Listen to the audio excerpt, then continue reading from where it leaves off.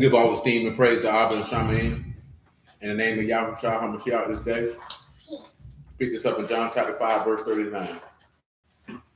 Search the scriptures, for in them you think you have eternal life, and they are they which testify of me. And you will not come to me that you might have life. I receive not honor from men, but I know you, that you have not you. I come in my Abba's name, and you receive me not. If another shall come in his own name, him you receive. How can you believe which receive honor one from another, and not the honor that comes from Elohim only? Do not think that I will accuse you to Abba. There's one that accused you, even Moses in whom you trust. Had you believed Moses, you would have believed me, for he wrote of me. But if you believe not his writings, how should you believe my words? All esteem and praise to Abba and Shamayim in the name of Yahushua HaMashiach. Shalom, Jay. Shalom, Sister Jim. Dwayne, you making too much noise. Let's go to 2 Corinthians 12 and 7. Shalom, Brother Mark, man.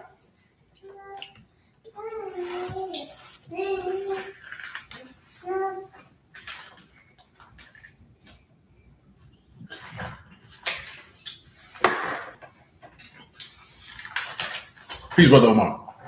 Lest I should be exalted above measure through the abundance. What's happening, so? Through the abundance of the revelations, there was given to me a thorn in the flesh, the messenger of Hashatan to buffet me, lest I be exalted above measure. For this thing I besought the Lord thrice, that it might depart from me. And he said unto me, my grace is sufficient for you, for my strength is made perfect in weakness. Most gladly, therefore, will I rather esteem in my infirmities. Dwayne, be quiet. In my infirmities, that the power of Mashiach may rest upon me. Therefore, I take pleasure in infirmities and in reproaches and necessities and persecutions and distresses for Hamashiach's sake. For I am weak, then I am strong. Now, just in case you could come over here to Ecclesiastes 2, in case you don't understand why I'm referencing back and starting with 2 Corinthians 12 versus what's in Ecclesiastes 2, it's to establish the fact that if we're dealing with all things of vanity, shalom, Brother Robert, and vexation of spirit, then you would understand why his loving kindness is enough and his strength is made perfect in weakness. When you understand that, listen, man, you will not begin to realize until you are inches from death that all these things that you invest your mind in and be concerned about and complaining about and worrying about and all these things of nature was for nothing. For absolutely nothing. And some people may not even realize it on their way out the door. Now, this is something I done told y'all plenty of time before, but I seen a reel with the dude Big Bank, and he made mention of this because I know this because I'm older than most of you. The older you get, the more people you know die. That's just a product of getting old. You know what I'm saying? A lot of people don't really hit you off with that fact. You know what I'm saying? But I'm 46 years old, and it's a lot of people that I grew up with, rolled with, knew, family members, my homeboys' family members, they not here no more. You know what I'm saying? And when you begin to understand, when you start to see people leave here, see, when you ain't had enough people leave here, man, you don't really understand that the things that you be worrying yourself about and banning yourself about are completely and totally insignificant and empty. Just like the man said, man. You say, reminds me what Uncle Junior said in The Sopranos. He said, all my generation died. Listen, I was riding to get go, you know what I'm saying, pull up on my homeboy who cut my hair, man, going through the neighborhood, man, and I could just click in my mind the people who not here no more. It's a lot, you know what I'm saying? Roll by, hold on.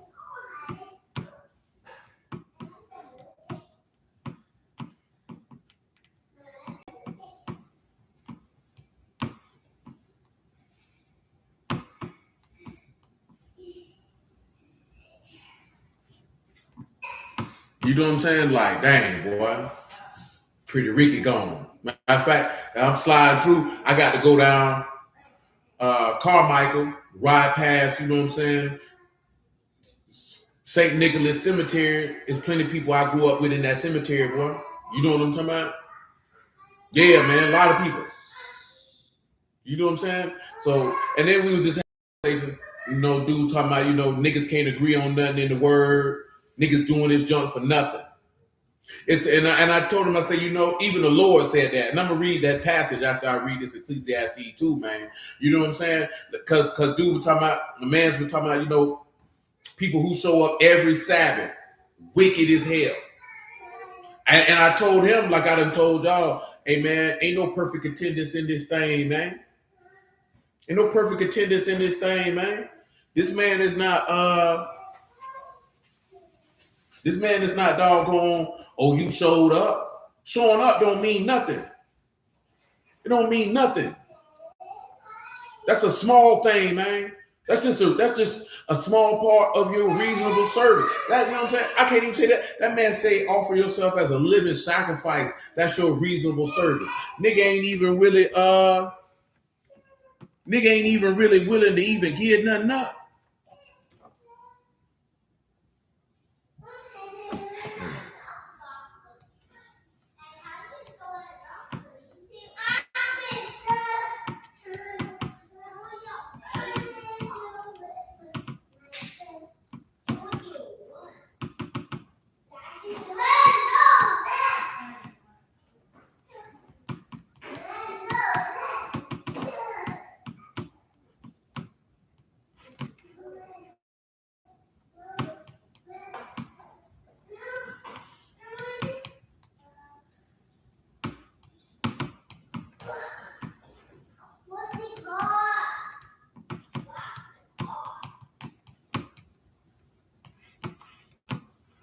So listen, right?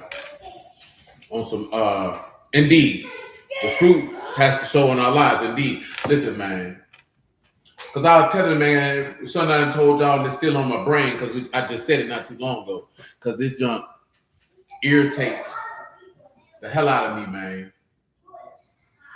You know what I'm saying? Is everybody want to run up on everybody with the word. You need to do this, you need to do that. Woo, woo, woo. And then niggas be sour as hell. You be contentious. You know what I'm saying? You're backbiting. You're lusting. You're doing all this other stuff that's flawed as hell, while yet trying to present yourself as a godly individual. Now, most of y'all don't be in enough circles, you know what I'm saying, to really see that.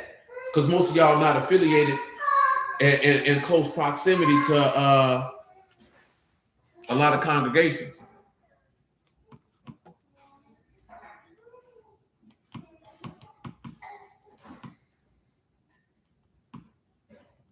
But a lot of people, but y'all know that y'all see that stuff when you was in church. You know what I'm saying? It's not about the amount of information that you feel like you can know. It's about how you actually live your life and how you treat people in your mindset. When this mindset let you have the mind of a Mashiach, you got to ask yourself, with the things that you say out your mouth, with the things that you participate in, with the way that you interact with and deal with people, whether it's people that can't reciprocate to you, that you don't know, whether it's your friends, whether it's your family, whether it's your enemies, whether it's your spouse, whether it's your children, whether it's your parents. Is this representative of the God that you say that you represent? I ain't talking about no junk, nigga talking about they feelings hurt and all this all the old oofy goofy type of junk, man. You got to really look at how you operate. Then you got to ask yourself the question, man, if the lights was to go out tonight, boy, is your soul going to be found in peace, man? And when you begin to look at things from that particular perspective, you begin to understand why Solomon is telling you that all these things are vanity and vexation of spirit. That is for nothing. Because once you go to the grave, man, ain't nothing, hey, man, that junk ain't hitting on nothing, man.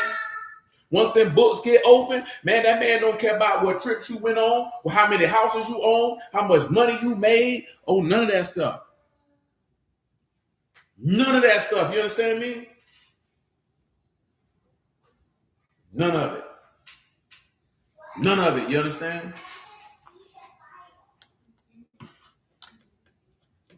Like on some real nigga type time, man. Some of y'all done had somebody die in your face before. You understand? When you was sat back and you just seen somebody take their last breath, man, that junk will cause you to reevaluate your whole entire life. If you hadn't before then, you'll begin to understand the stuff that you're concerned about, man. That junk ain't hitting on nothing.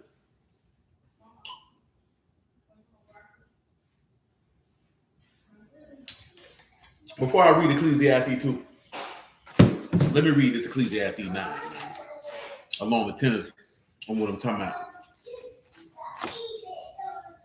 To make sure that I'm in the right spot with it. That ain't it. Hold on. I know it's in Ecclesiastes, my mind going blank. Well, not going blank, the location going blank. The verbiage is in my brain, but I don't want to say it out loud. I want you to read it off the paper. Ecclesiastes 8. I knew I was already right there on the page where I needed to be. I'm going to start at verse 1 just because. Then I'll get back to the title track, and then we'll get to rolling. We already finished chapter 1. I think I need to do the front half of chapter 2, and we did the back half of chapter 5. Now, of course, the entirety of Ecclesiastes not necessarily referring to the vanity and the vexation of spirit, but it boils down to what he say, in Ecclesiastes 12 and 13, what every Israelite like to bring. And I'll read it to you real quick. Like, let us hear the conclusion of the whole matter. Fear Elohim and keep his commandments, for this is the whole of man. For Elohim shall bring every work into judgment, whether every secret thing, with every secret thing, whether it be good or whether it be evil. Now that tell you, amen, if the things you keep hidden, you don't want nobody to know, he gonna bring that into judgment too. How does he bring that into judgment? When the books are open. And every man gonna be judged out of them books according to his works. Now I'm gonna read you something in Matthew 15, man, what I just told my dog earlier, man, when he was referencing that, like Israelites can't agree on nothing. They can't agree on what salvation is. They can't agree on this. They can't agree on that. They can't agree on this. And that's fair. Because that's an accurate thing, because Christians can't agree on this, and Christians can't agree on that. But what I told them was this. That's only because that's all these niggas want to argue about, because ain't nobody trying to live it. Niggas selfish as hell, man. One thing that I have seen in 17 years of being in the word, that this is no different than any other human endeavor. I just heard a man tell me that he had to break off from the congregation that they were affiliated with because they had too many other congregations up under them, and it was bad for the franchise model. This is what he said. It was bad for the model. I'm like, nigga, don't this book say this what you supposed to do? See, y'all don't be understanding, man, the irritation with stuff that I be seeing and hearing, man. So when it come time, if it be some stuff that be going on around here with some folly, that's why I'm not finna entertain that, because you sound stupid as hell. And the key thing is, you don't think that you sound stupid because you are convinced that it is relevant because of your emotions, and you're not looking at things from a godly perspective. You know what I'm saying? Because we can't descend into, listen, y'all have no idea the type of stuff that be going on in some of these places, man. And I'm not talking about it as a rag on them, man. I'm talking about the aspect of niggas is comfortable not embodying the very thing, Shlomo, that they running in other people's face and telling them to get down with. You know what I'm saying? Like, is this what you really want to do? Like, what is we doing? This is crazy. Man, I just told this about 30 minutes ago, man. Well, if this is not what I wanted to do, I would not be a part of it in no shape, form, or fashion. I'm not finna preach nothing. I'm not finna teach nothing. I'm not finna do none of that if this ain't what I want to do. Consequently, and then it comes to another thing too that some of y'all won't understand, because see, I done told you before. Some of y'all will be like, if I'm tired, I ain't doing this. If it ain't like this, I ain't doing that. And that's not an option for me, my nigga. That's not an option for me. And you know what the crazy part is? You will believe that it's an option for yourself, but you would lay down to do it. But if the day ever came that I ever said that was an option for me, you would castigate me about the very thing you're doing yourself. And I only mention that for you to see the own hypocrisy in your own brain. That how you'll want to hold somebody to a standard that you don't even hold your goddamn self to. And that we think that that's a just weight and a just measure. Go back over there. You ain't got no shirt on. Go back over there. You ain't got no shirt on. I'm not playing with you. I'm not joking with you, and I'm not smiling with you. Walk back over there before I walk you over there.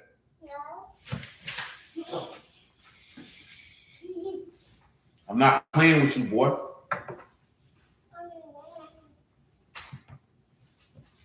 Yeah, ain't no days off for me, man. Ain't no I need to take a vacation. Ain't no I'm tired. That's not how that work, man. You either gonna serve God or you not. You can't serve him when it's convenient for you. You can't serve him when it's comfortable for you. You can't serve it when it's palatable for you. That's why he told you my loving kindness is enough for you and my strength is made perfect in weakness. And this man said, I will delight in my infirmities because when I'm weak, then I'm strong. A lot of us don't believe that. A lot of us don't believe that. So if you had infirmities, if you had necessities, if you had tribulations, or if you had distress, you would wallow in that weakness instead of being strengthened in the Mashiach because your mind would be stayed on him because he's a refuge for you. You have to actually believe that and then embody that when them life situations occur, because they're going to occur. Because he told you he's going to take you through the furnace of affliction, man. He's going to test you. He's going to see where your heart at. He's going to see what type of time you really own. You don't realize that every life situation and circumstance you encounter is for your heart to be revealed unto you, man. For you to see who you really are. Then once you see who you really are, it's on you. Do you want to remain like that if it's not godly? Or do you want to become godly? Or if it's godly, are you going to strengthen the godliness that has been revealed? So as he said that he that lay hold on his way have clean hands and he gets stronger and stronger. This is why I be adamant for y'all to pay attention to the nuance, to every single solitary detail, to every word, to every verse, to every line, to every chapter, to every book, to stop skipping over stuff and trying to sit thinking that you're going straight to the meat and potatoes, man. The ruach always in the details, man. It's always in the things that individuals choose to overlook because you want the big bright sign to tell you to go this way. Instead of, you know what I'm saying, reading in between the lines, man, and picking up what he putting down. This is why your forefathers missed it and crucified the Prince of Life and asked for a murderer. This is why they did that. Because they were skipping over. Because you in a rush. Because what you in a hurry for? You ain't got nowhere to go. You're in a hurry to do what? Participate in the capitalistic system? That's sucking your soul out of you, man. That's draining you of your blood. That's destroying your mentality. That is simply and daily just simply eroding away at your faith, obedience, love, and trust in your God every single solitary goddamn day. And you love it. You love it. You love being blood sucked from a system that don't give a damn about you, man. The junk crazy as hell, man.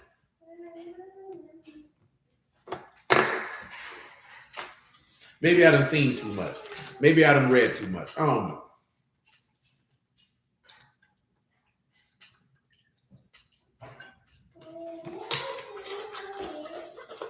Ecclesiastes 8:1. Who is as the wise? Who know the interpretation of a thing? A man's wisdom make his face to shine. The boldness of his face shall be changed. Now, I just want to focus on interpretation right about now, man.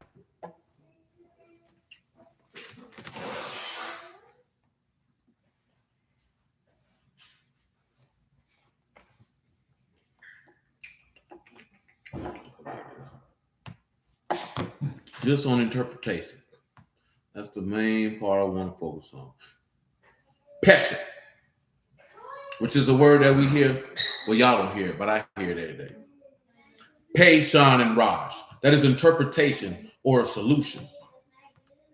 That's only time that this thing is used.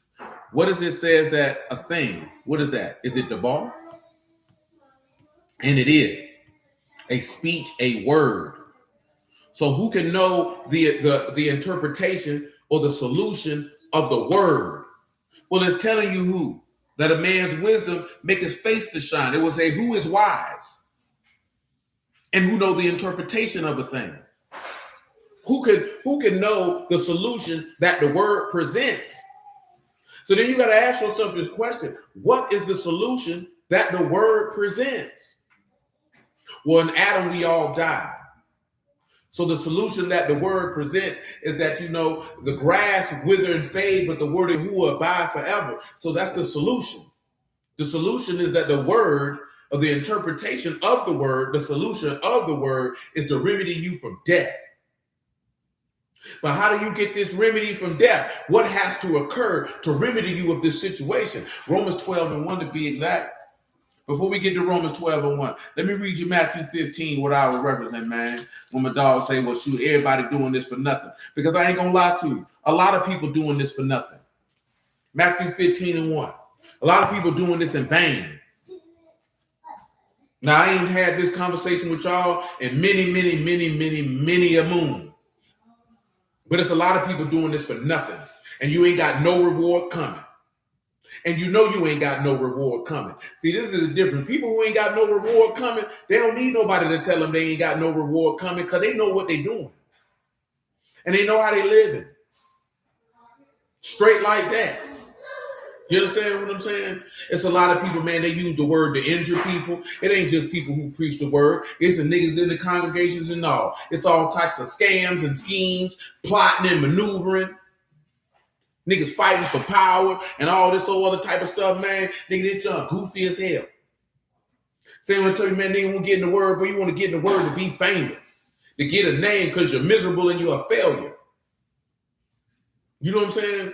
Control freaks and all this other type of stuff, man. Taking the most beautiful, purest thing that you could ever encounter in life and defiling it because of your own pettiness, maliciousness, spitefulness, uncleanliness, pride, envy, stupidity, folly, unbelief, and anything else you could think of. Shalom, Brother Margaret, man. All the while having this man's name in your mouth, taking his covenant in your mouth while you casting his words behind your back, man. That junk disgusts me, man. It disgusts me, man. You know what I'm saying? Because don't nobody say nothing to these niggas, man. Nothing. You know what I'm saying? See, most of y'all around here, man, y'all banding yourself about because you ain't experienced none of these things. You don't know how bad it is. And that's why sometimes y'all get caught up in petty stuff with no consequence. You ain't got no grown men around here handing over their whole paycheck. Y'all ain't sold everything you had to go live on the land that you don't even own and control. You ain't got no preacher who's sleeping with niggas' wives and taking niggas' wives. Ain't nobody around here been murdered. Ain't nobody around here beating on their wives and niggas know it and ain't saying nothing. Ain't no niggas around here who not taking care of their kids. Niggas shysting each other and all type of stuff, man. You know what I'm saying? Y'all have no idea what people who claim to serve God are doing to each other, man. Like straight up and down. Niggas don't want to rock with each other because you don't believe like I believe. Niggas don't even know how to sit down and have a conversation. They want to make it a doctrinal battle. Can't even be a real person. The junk is despicable. But for some of y'all, you don't care because you only want to stay in the bubble of people that you know that you're comfortable with, which is foul as hell in and of itself. You know what I'm talking about? But that's another conversation. Because this stuff ain't supposed to be cliquish, man, and all this all other goofy stuff niggas be on, man. How everybody claiming to be inside a man, but don't nobody want to embody who the man is, nor fool with each other. Niggas don't even know how to handle conflict properly. Grown people, man. Niggas don't even know how to settle conflict with their words.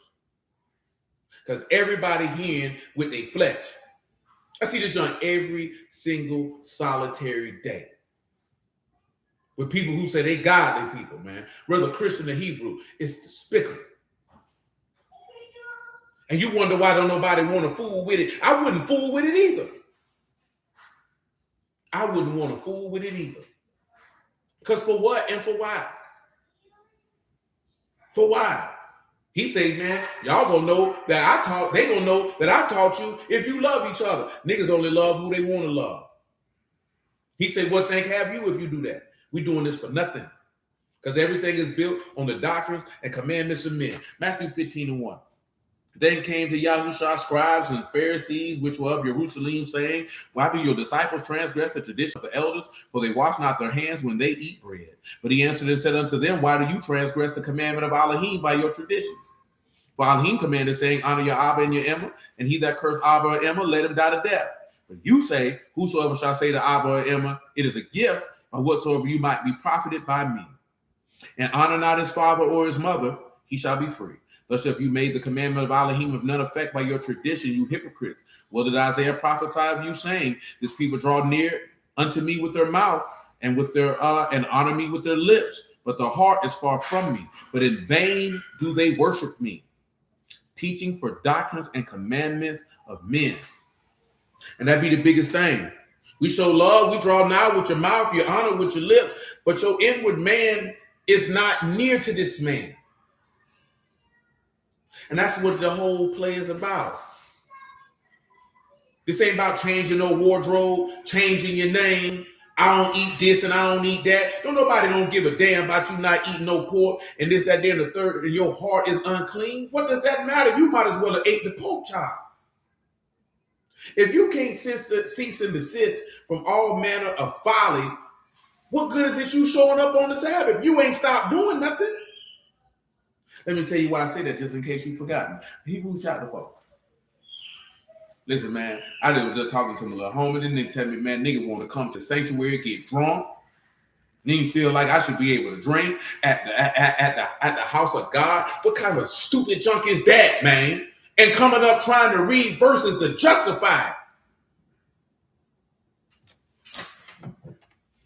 Come on, man.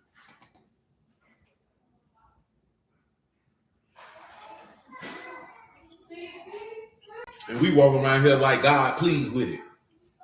I showed up on the Sabbath, though. You should have stayed home. Hebrews 4:4, man.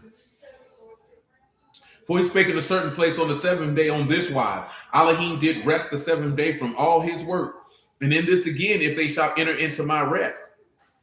Seeing therefore that it remained that some must enter therein, they that to whom it was first preached entered not in because of unbelief. And again, he limited a certain day, saying in David, today, after so long time, as it is said, today, you will hear his voice, harden not your hearts. For if Yahushua had given them rest, then he would have not afterwards have spoken of another day. There remained therefore a rest to the people of Elohim. For he that has entered into his rest, he has also ceased from his own works, as Elohim did from his. Now, see, a lot of people, brood, get in the word, and you see rest, and you think this mean on the Sabbath, you're supposed to sleep all day. Terrible teaching. Teaching of unlearned, ignorant individuals. Because that word means to cease and desist, which is why that Hebrews 4 say, if you've entered into his rest or his stillness or his quietness, you would stop doing your own works like God stopped doing his. But that's the people problem. You're selfish. So you haven't ceased from your own works. Matter of fact, let me just read this here. John 8:42.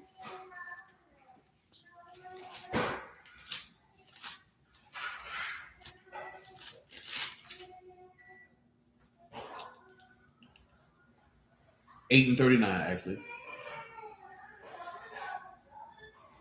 Matter of fact, make it 8 and 34 on general principle.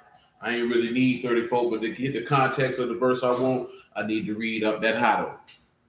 Yahushua answered them, truly, truly, I say unto you, whosoever commits sin is the servant of sin. And the servant abide not in the house forever, but the Son abide forever. If the Son therefore shall make you free, you shall be free indeed. I know that you are Abraham's seed, but you seek to kill me, because my word have no place in you. I speak that which I've seen with my Abba, and you do that which you've seen with your Abba. Then answered and said unto him, and said unto him, Abraham is our father. Yahushua said unto them, if you were Abraham's children, you would do the works of Abraham. Now listen. Abraham did the works of Elohim by faith. If you were his children, you would do the works by faith, and you would be justified thereof. Because you would be ceasing from your own desire, your own will. Remember, it say love don't seek her own.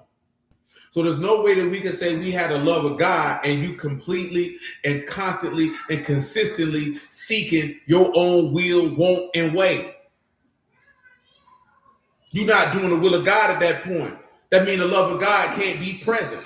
It's impossible, according to what the book says. And that is indeed a true story. You know what I'm saying? You can, and I've always said that to people, like people get in the word and you want to judge people who not in the house and withhold that from people in the house. He told you judgment started at the house of God. You should remember that from Ezekiel. But nevertheless, let me read you Romans 12 because I called for that. Then I get back to Ecclesiastes. The epistle to the Romans chapter 12, man, verse 1, man.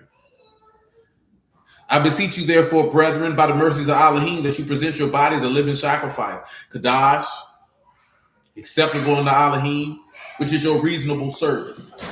So let's see what reasonable service means, man. What does that mean? What does that mean by this is your reasonable service in Greek? What are they communicating? Reasonable, logicos, pertaining to speech or speaking, pertaining to reason and logic, spiritual, pertaining to the soul, agreeable to reason, following reason, reasonable, logical, reasonable, of the word. So to present your body as a living sacrifice, kadash, and acceptable to Elohim, is because it's of the word. Your service is based off of the word. Service here, latria. Service rendered for hire. Any service or ministration, the service of Elohim, the service and worship of Elohim according to the requirements of the Levitical law, to perform sacred services, ministration of Elohim, i.e. worship, divine service. Your reasonable service in Greek means to serve according to the word. So when you read John 4 and this man tell you, man, that, hey, Elohim is a ruach, and he seek those to worship him in ruach and in truth, that's your reasonable service, man. You're supposed to serve according to what the words say, not according to your feelings, not according to your flesh. Have we forgotten? Hey, freak, have we forgotten that this man tell you, man, that the flesh is not subject to the law of Elohim, neither indeed can be. You can't be carnal and think that you're going to be able to subject yourself under the to perform the reasonable service. You're not going to be able to perform your service that the word requires if you maintain yourself in a carnal mind and a carnal state. And that's why he tells you love don't seek her own. There is no love of Elohim that participates in any form, fashion, shape of selfishness at all. It can't exist. It don't exist. The love of Elohim does not exist within that. It don't exist within that. It just don't. You know what I'm saying? And you know how you know that it don't? Because greater love have no man than this, that a man lay his life down for his friends. And I didn't come down from heaven to do my own will, but the will of him that sent me.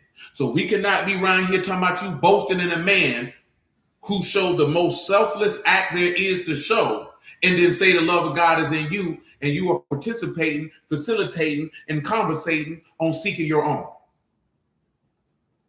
That's not how that works. That's not how any of that works. The word don't condone it, confirm it, allow it, sanction it, promote it. It don't. So that means that you have to take up that torture state and mortify that. I'm sorry, man. I'm telling you, man, that junk pissed me off, man. I'm talking about the hidden, man. They're talking about this search stuff. Like that junk just pisses me off to the highest level of pistivity that you can achieve. Especially for me to hear a man say, yeah, man, we had to break off from a congregation because we ain't fitting the franchise model, bro. Everybody want to argue about this, argue about that, don't want to actually embody it. What's the point? Do you know that if he said you worship me in vain, you still going to hell? Now, why would you halfway perform a service? There's nothing that you can halfway do in this life where you're going to reap the full benefit of it. You can't halfway train and think you're going to get strong and muscular. You can't halfway amend your diet and think your diabetes going to go away, your blood pressure going to go down or lose weight. But yet you think you can get in the word of the Almighty Elohim, Yahuwah of hosts is his name, and halfway do it, and you're going to reap a full reward? Well, you ain't fooling nobody but yourself. And the sad thing is, you know you're trying to fool yourself. You lying to yourself to justify that you could be able to do that. That is insane, man. That is insane because we know in any other area of life, you can't halfway do anything and expect a full result. You can't halfway do anything and expect a full result. It's not going to happen. Listen, I remember seeing this thing meme. It just came back to my mind the other day, man. Man, if you start getting to a point in your life, man, where you concerned with everything else about yourself except for your service to God, you are entirely too busy than God ever intended you to be. If you go to thinking that the things in your natural life is more important than your service to God, you are entirely too busy than God ever intended you to be. And you need to sit down and reassess your life. Because this is how he tell you that the cares and affairs of this life choke off the word and you don't bring forth no fruit. Now, that's not no story. That's not no lie when the Lord told you that. That means you're not going to be that tree planted by the waters that never cease from yielding fruit and have no carefulness when drought comes, because you too occupied and bandy about of vanity and vexation of spirit, man. Because you worry about transitory, temporal things that going to pass away and the eternal going to slip right out of your hands, man. You say a product of this society is no child left behind mentality. Indeed. And I ain't saying that to be harsh, man. I'm saying that just some things just, man, I hear certain things that junk just piss me off, man. Because do you not understand this literally life and death, man? Do you understand that all of us gonna die one day, man? Now you can sit here, man, and you can think that it's sweet. But everybody leave here, man. Everybody leave here, man. You know what I'm saying? I always tell you that. Periodically, shalom, brother Ernest, and especially when somebody I know pass away, man, hey, man, if you ain't right with your peoples, man, you need to go patch that up. You need to go patch that up if it's patchable. You know what I'm saying? You need to go patch that up, man. If it ain't that serious, man, there ain't no reason to be beefing with your people about no nonsense. You better put your pride to the side, nigga. But a lot of you niggas can't do that. I'm talking about if there's somebody you actually love, man, and y'all at odds about something that ain't even that serious, nigga ain't really performed an egregious violation where you be like, yeah, I love you, but I can't really fool with you like that. Because I understand if somebody done performed an egregious violation and you like, I can't really fool with you like that. You know what I'm saying?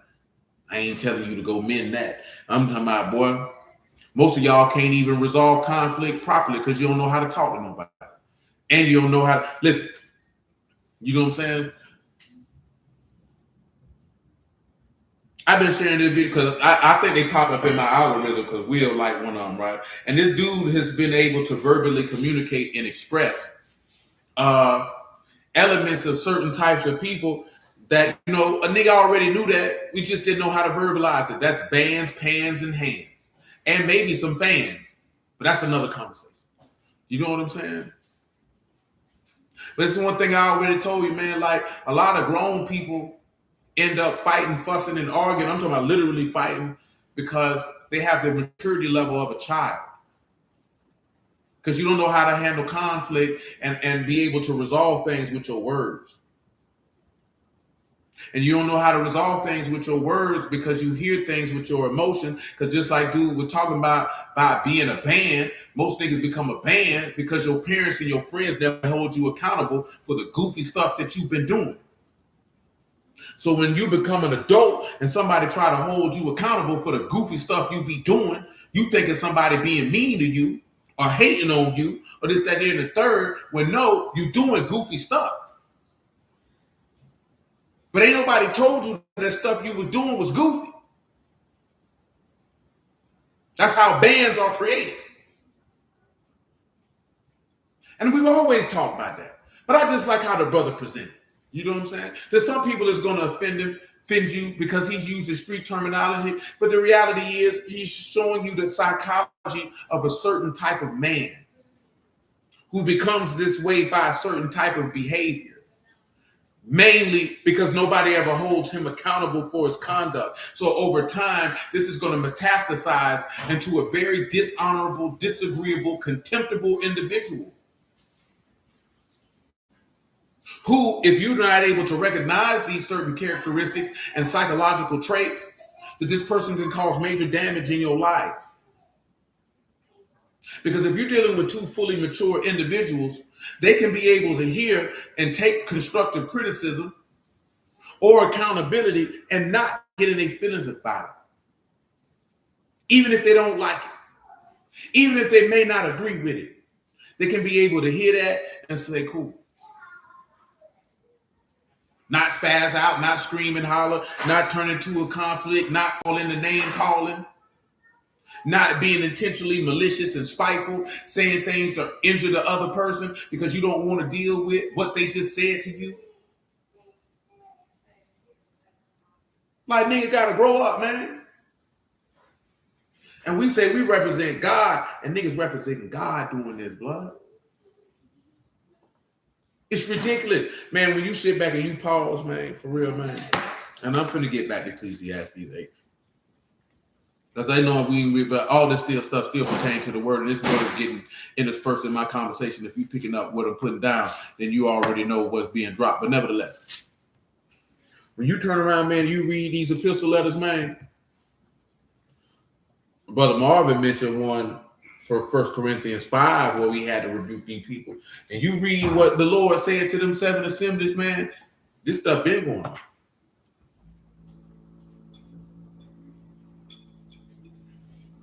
It's not a new thing. People been acting crazy. People been doing silly stuff. Yes, how may I help you? We have chocolate. Wow, we have chocolate. Very well. And he rebuked those congregations about that. You know what I'm saying? Or what they had going on, man. You know what I'm saying? So as Omar just mentioned, you have to, as he told you, you know, in Psalms 4 and 4, you know, commune with your own heart. Same thing he told you in 2 Corinthians 13. Because you have to examine yourselves, man. What's wrong with you? It's unfortunate. So Ecclesiastes 8 and 1. Who is as the wise and who know the interpretation of a thing? So what is he telling you? Is that the wise know the solution of the word. The solution of the word is to produce godliness in the hearer. Now, why I say the word didn't profit them, not being mixed with them in the faith that heard it. The benefits you get from the word is going to be based on the level of faith that you have at that particular time. Now, what does that mean? Just because you don't produce, because most of y'all make the big mistake of doing this. You are expecting a great level of godliness in a short period of time. You don't even really fully understand the word in the capacity to produce what the word is supposed to produce. You want that to be done in 3 months, in a year. The reason why I say that is because most of us are not like the people who you read in the text where you grew up in the word, knowing the word, keeping the commandments to an extent, things of that nature, to where when the gospel of Yahushua is preached, perfection comes like that. Because you already knew the word to begin with. You're coming from a foundation of nothing and expecting a fully built tabernacle in a year. That's insane. You know what I'm saying? That is insane. This is why it be so counterproductive at times when you haven't perfected yourself and you rushing, pushing, and prodding to get family, friends, and acquaintances into something. Then when they get in it, they sitting around looking at, oh, these niggas did woo, woo, woo. I don't want to fool with it no more. Yeah, man, that's how that happened. Because the solution is in the word. Salome, you cool, you cool. You know what I'm saying? So listen, verse 2 though. I counsel you to keep the king's commandments in regard to the oath of Elohim. So let me give you oath. And this is rehashing something we've talked about in the past. It's been a while. I'm not going to break it down all the way live. You'd have to find the other video. At least we'll repurpose it another day. Shabua, Shan, Ba, U, Ayin, Hey. Oath of Yahuwah. Oath. The attesting of innocence. An oath. Something sworn to. So what y'all recall? Who recalls what that verse is referring to when it said that I counsel you to keep the king's commandments in regard to the oath? What oath is he talking about? What is the oath of Elohim? What did he swear? What did he promise? What did this man talking about? You understand? Boy, it rained again, boy.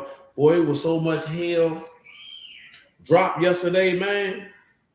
My God, today.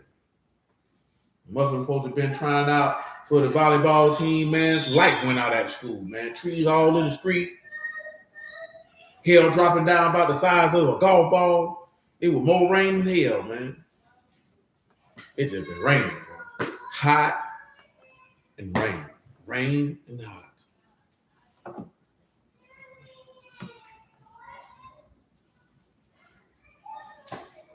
I give y'all a few seconds. If not, I will expound. So listen. One time a dog say, you know what I'm saying? He was like, man, he said, I see y'all in this building, man, you're going to have to compromise. He was talking about putting on a monkey suit, as he called it. But basically, I said, man, I ain't doing none of that. He was like, you know, some people be offended at the way that you dress. That's a personal problem. You know what I'm saying? And I say that because, as Paul said, that many esteem in the outward appearance and not in the heart. Or as Samuel was told by Yahuwah, you know what I'm saying? Well, Samuel told, as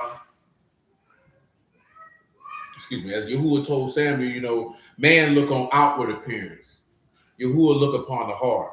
What does that mean in this modern time that we live in right now? A lot of individuals in the word like to esteem in the outward appearance. If you take Christians, for example, not to rag on them, but just, you know, the stereotypical thought process and image as they go.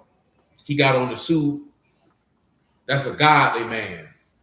And you're going to think that he may be more godly or have more anointing or more scriptural knowledge or this, that, there, and the third because he got on the suit. Whole time, this boy in here touching little boys, man. This nigga's a pedophile. This nigga's smashing niggas' wives. This nigga's an adulterer. But you was esteeming in his outward appearance and not in his inward man, which is reflective of his behavior, because he said it's not what goes into a man that defile him, but what come out. And there's no secret that the behavior don't reveal, because you shall know them by their fruits. You understand? So when you sit back and you know that, you don't actually care about the actual heart of the individual and the godly conduct that he is presenting, because you don't care about godly conduct yourself.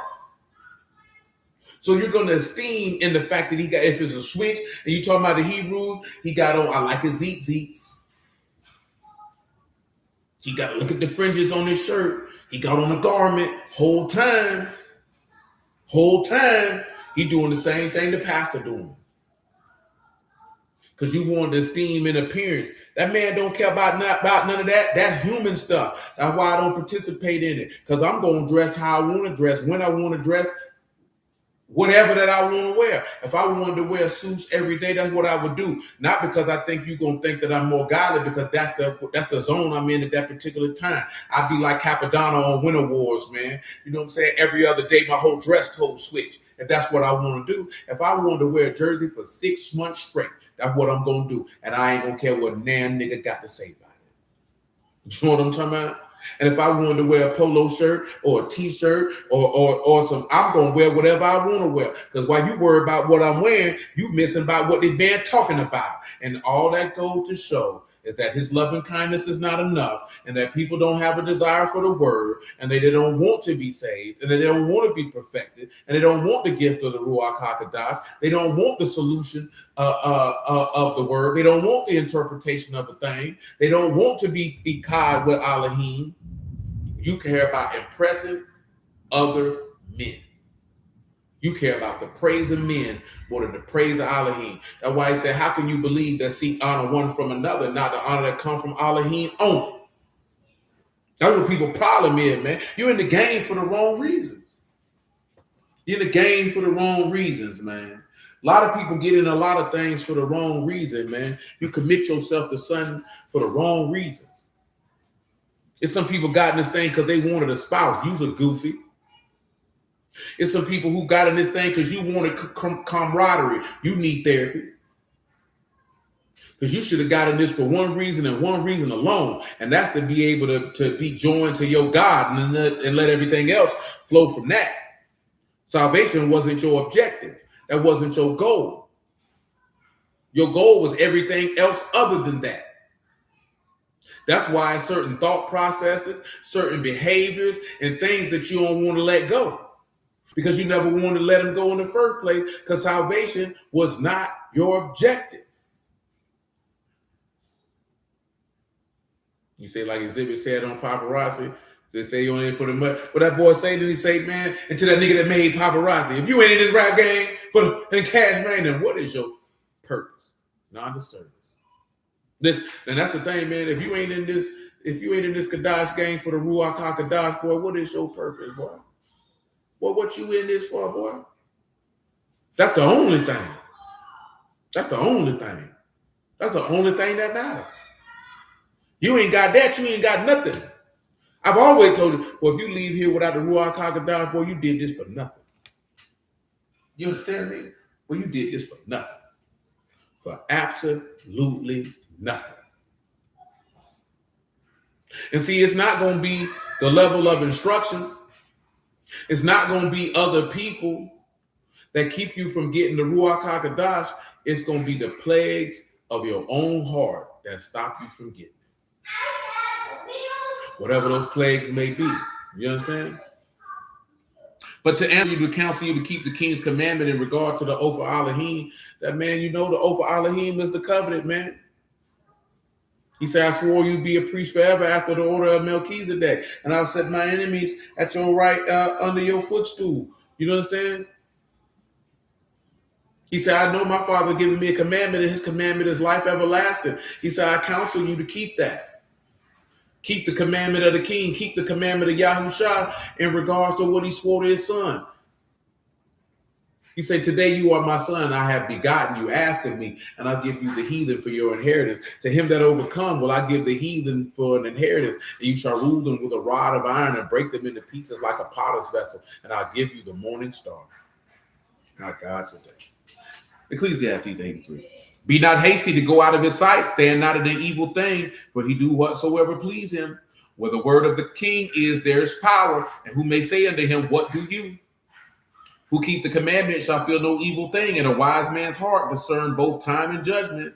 Because to every purpose there is time and judgment. Therefore the misery is great upon man. Listen, there's a happening and a mishpat that happened to every man.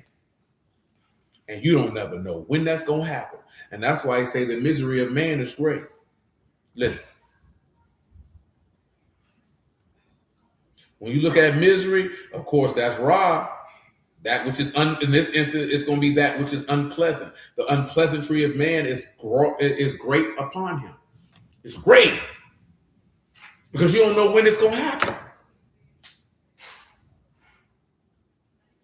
For he know not that which shall be, and who can tell him when it shall be. That's why he tell you don't boast yourself on tomorrow. Let's read it off the paper, man. Proverbs 27 on general principle. Right off the paper, man. 27:1, man. Right off the paper. We can read it from the Epistle of James if you like. We can read it in Luke 12 if you want. Just to hammer that same point. That's why he's telling you the misery of man is great, because you don't know what's going to happen. But in your pride and in your arrogance, you walk around like you know what's going to happen. But you don't know what's going to happen, boy. We ain't got to read that. Luke 12, because we read it the other day. Listen, man. JSO just shot some young girl the other day. You know what I'm saying? Amen, Brother Marcus. Listen. There was a pastor died in a car crash. You know what I'm saying? The other day. All type of stuff be happening, man. Boom. One day you hear, man. Next day you're gone, boy. Like that.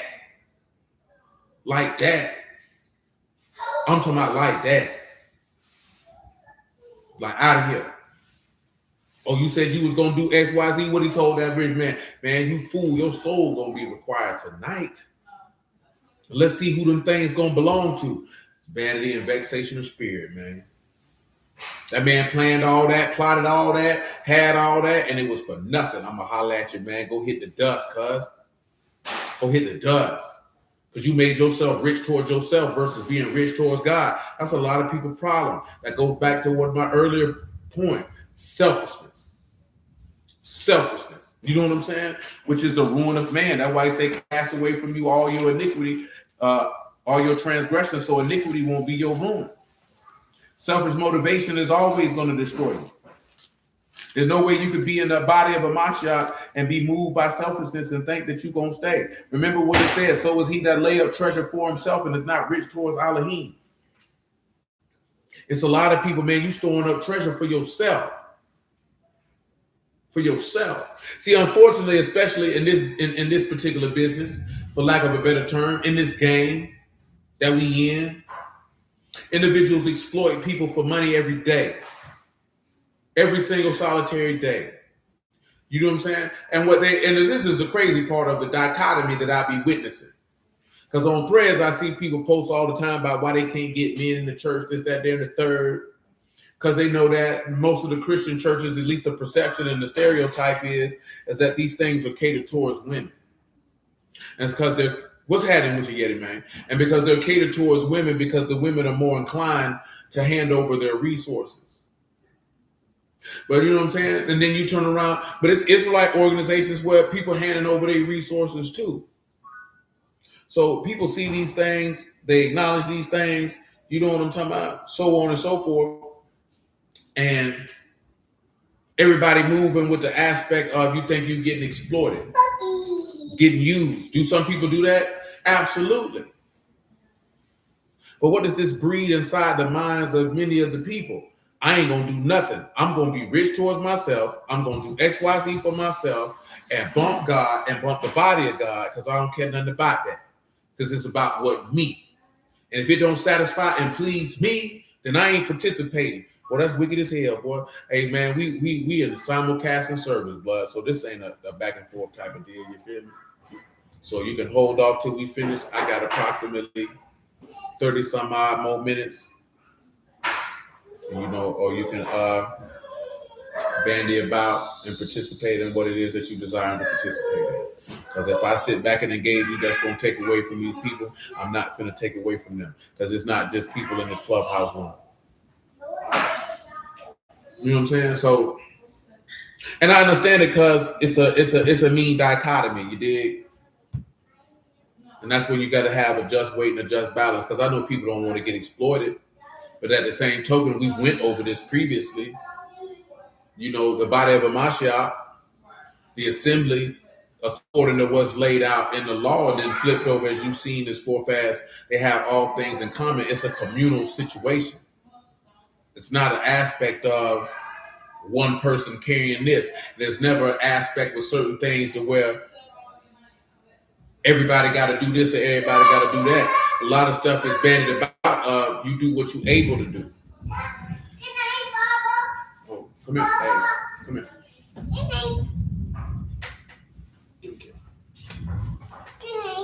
Yes, sir.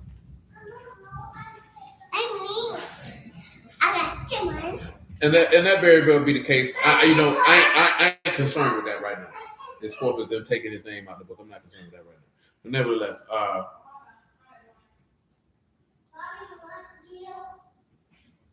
so, you know, it breeds a lot of selfishness in the cover of godliness, which leads to a breakdown of that air getting in between his scales, where there be schisms in the body where people are separated and broke up. Because you can't maintain love and the sanctity of a bond where selfishness creep in. It can't exist because one person is always going to pull away because they're going to be focused on what is most beneficial to them. You can do that in other areas of life. You can't do that in the word, though. And if the word is your whole life, guess what that means? You can't do it at all. See, you thought I was making an exception. This man said this is not a vain thing for you, for this is your life.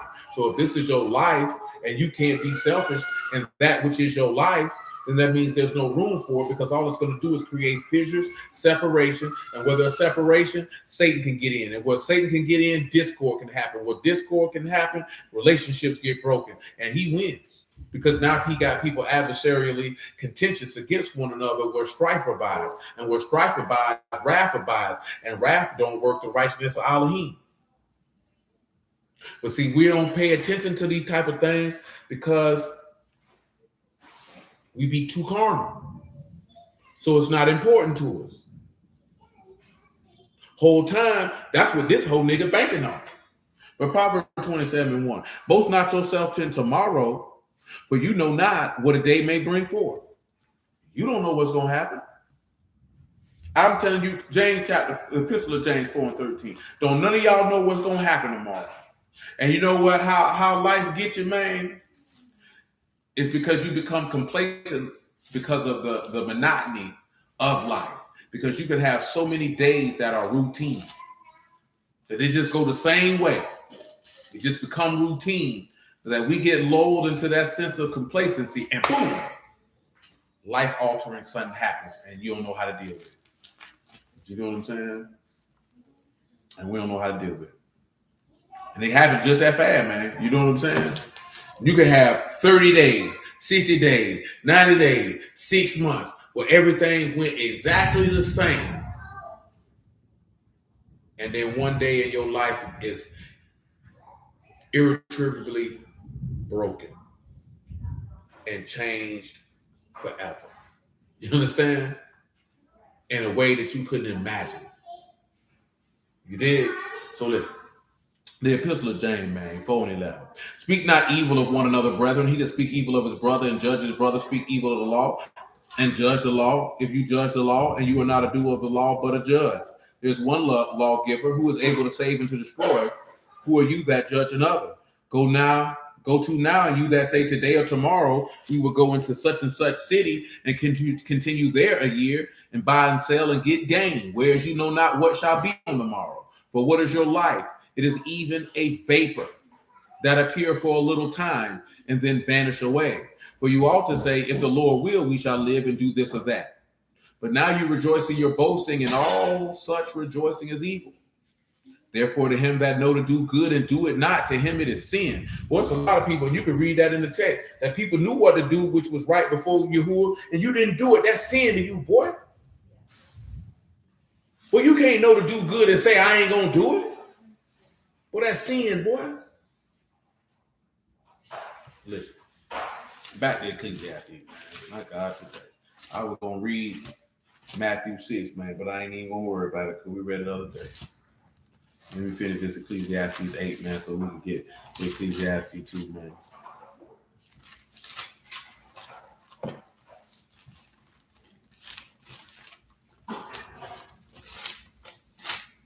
Ecclesiastes 8, man. Verse 6, man. Because there's purpose, to every purpose there is time and judgment. Therefore, the misery of man is great upon him. For he know not that which shall be. For who can tell him when it shall be? There is no man that have power over the ruach to retain the ruach, neither have the power in the day of death. There is no discharge in that war. Neither shall wickedness deliver those that are given to it. Well, you can't stop yourself from dying, boy. Ain't no discharge in that war, man. Let's look at discharge again, just in case you forgot. There is no discharge in that woe, man.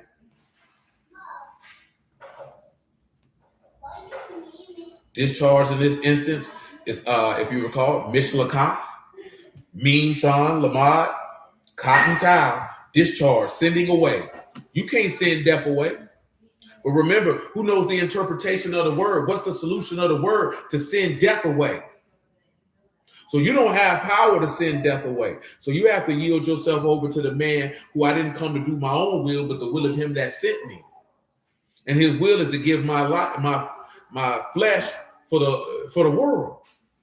Now I mention this here because the solution to the word is life, and that life is contained in the self-sacrifice of a particular individual, Yahushua HaMashiach, that everybody loves to say that this is their savior and this, that, there, and the third. Hey, man, let me tell you something, blood. Man, we know all that. Man, I'm not on that. Man, I'm not finna be on here bandying about words, bro. No, I'm not. I'm not doing that, blood. I'm not doing that. I'm not doing that. Because I promise to you, man, when you go outside with regular people, bro, ain't nobody caring about no Yasharal, Yisrael, Israel. No, they don't care about that, man. Because people really going through some things out here, man. And we'll miss the opportunity to draw them to the maker, to the savior that we all claim we represent, because you want to strain at a gnat and swallow a camel, man, instead of actually ministering the words of salvation, man. We're wasting time about nothing. About nothing. And you know why we do this? Because we sitting around with other people who in the word, who arguing about stuff, who want to be right, and you don't care about the people, and the people who not in the word see this and they disgust it and they don't want nothing to do with it. They don't want nothing to do with it. Because they like, if this how you niggas treat each other, what the hell I want to come over here and fool with y'all for? If this what you do to each other. If you're spiteful and contentious with each other. If you can't resolve conflict with each other, we'll do with that. Man, we got to get it first. Most of these people ain't even got it.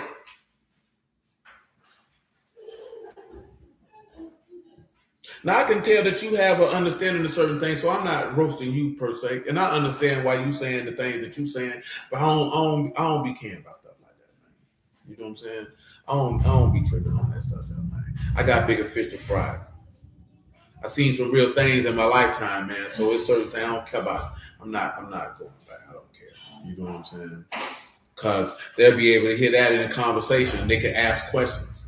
But more so than anything, man, I'd rather show you a pattern of a godly and set apart lifestyle than to bandy about with you with information and words that doesn't bring forth any transformation or renewing of the heart of the individual who you're dealing with. Because you got to ask, has your heart been made new? Has it been refreshed? Has it been renovated? I mean, but Baal just being Lord and Master, that's a bandit about it. Doesn't mean it's the deity Baal. That's super brew conversation, man. And it's really just angst against the church. I don't care nothing about that. I don't care nothing about all that, man. It's just a word. It's just a word. The words that come out of your mouth is going to be reflective of the heart of the individual. We'll make it seem like because somebody said Lord, that means that they heart a certain type of way, while the dude who say all these Hebrew words, wicked as hell. So I'm not impressed or moved by any of those things because it means absolutely nothing. You know what I'm saying? See, we be moved by stuff that don't mean nothing. So I've always told you, man, don't listen to just don't bob your head to listen to the words, man. Listen to what these people saying to you, man. Is that real to you, man? That's what your friends and all. You know what I'm saying? That's what your family and all. You dig? Man, your friends could lead you astray by going along with some of the goofy stuff you be saying out your mouth, man. I always tell you, don't be no Jeroboam. Man, you got to be careful when your friends go along with everything you say out your mouth, man. You got to ask yourself a question. These niggas I don't never be wrong. I ain't, you know what I'm saying? Now, sometimes you may not be. And sometimes you may not say stupid things out your mouth, man. But sometimes your friends will justify you, man. And that's how bands are created. Yeah, that's how they created, man. That's how they created. When people don't hold people accountable. You know what I'm saying? And that started early. You know, you want to teach your children, man. Man, you don't want to be rolling with no people who ain't going to tell you about yourself, man. You don't want to roll with that. Because every critique ain't personal. But people take everything personal. Every critique ain't personal, man. Some things can be people's observation. You could go with it or you don't. You know what I'm saying? But you would have to sit back and consider this, man, on some real type time, right? If you consider somebody to be your friend, to be your brother, to be your sister, then I will assume that you would believe that this person loves you. So if I would presume that you believe that this person loves you, you understand? Then I would think that if they said something to you, that you would notice is coming from a place of love, care, and concern for you because they fool with you. So if you believe and you get in your feelings because somebody you perceive that love, care, and have concern for you say something to you and you get upset, does that mean that you really don't believe that this person loves you? Stop.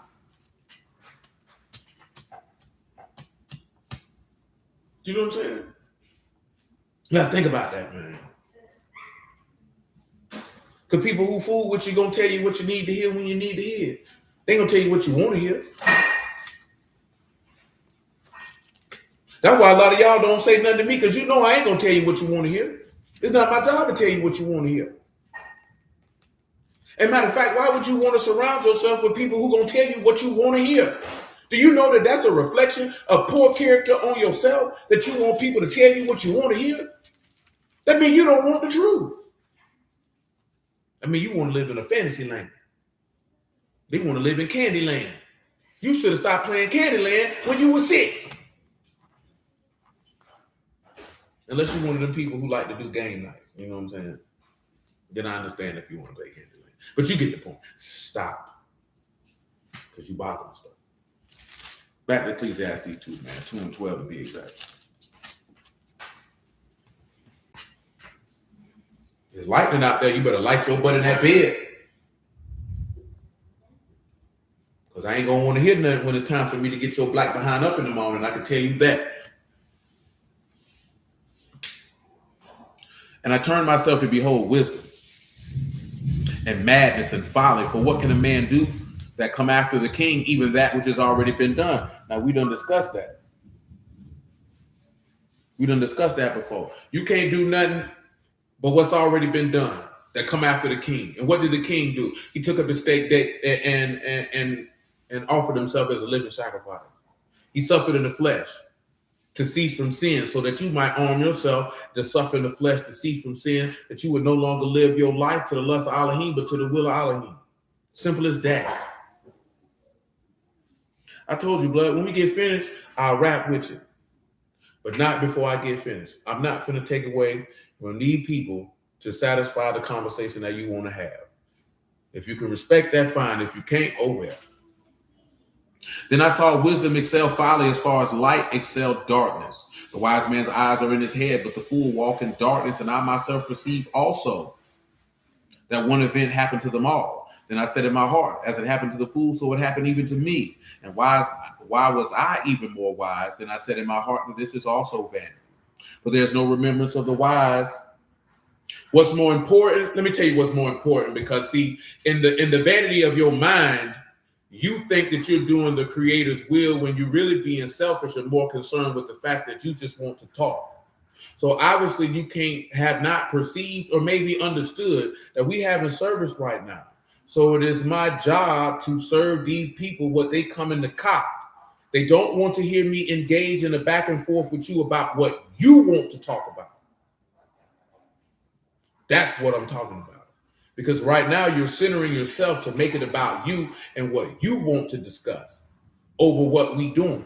Now you can wait till we finish or you can depart. That's your options. And that's it. Like it, love it, or leave it. Nevertheless, verse 16. But there's no remembrance of the wise man more than of the fool. Forever, seeing that which is now is in the days to come shall be forgotten. How die the wise as the fool? Therefore I hated life, because the work that is wrought under the sun is grievous unto me, for all its vanity and vexation and ruach. Now listen, we talk about that because Yahushua died with the fool, died with the thieves. So see, when you see that and you see the same thing that happened to a wicked man happen to a righteous man, that'd be hard for people to quantify in their mind. That's why I tell you sometimes you got to step back and you got to understand the thought processes of other people. They don't know the word like you say you know the word. So they don't understand and see things the way that you see things. This is why you have to step back and allow people to be human and have certain conversations and process certain thoughts and stop being like, oh, your faith weak or this, that, there, and the third. Now you're a human being. You process certain things and you look at stuff, man, and it's like this here, man. Yeah, but I get that. But you see, we doing something, blood. We doing something. And you making it about yourself. You gotta wait. You gotta wait. Nevertheless. Yeah, I hated all my labor which I had taken under the sun, because I should leave it unto the man that shall be after me. And who know whether he shall be a wise man or a fool? Yet shall he have rule over all my labor wherein I have labored, wherein I have showed myself wise under the sun. This is also vanity.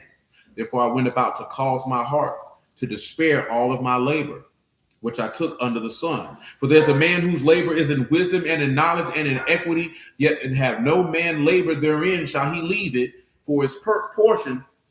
This is also vanity and a great evil. Now think about that. There is a man who has labored in wisdom and knowledge and equity, yet to a man who haven't labored in it, he leave everything to him. You don't even know what it means to take Yahuwah name in vain. You don't even know what that means, bro. Because you think taking his name in vain mean words, man. Making his name empty is proclaiming his name and living contrary to the word, bro.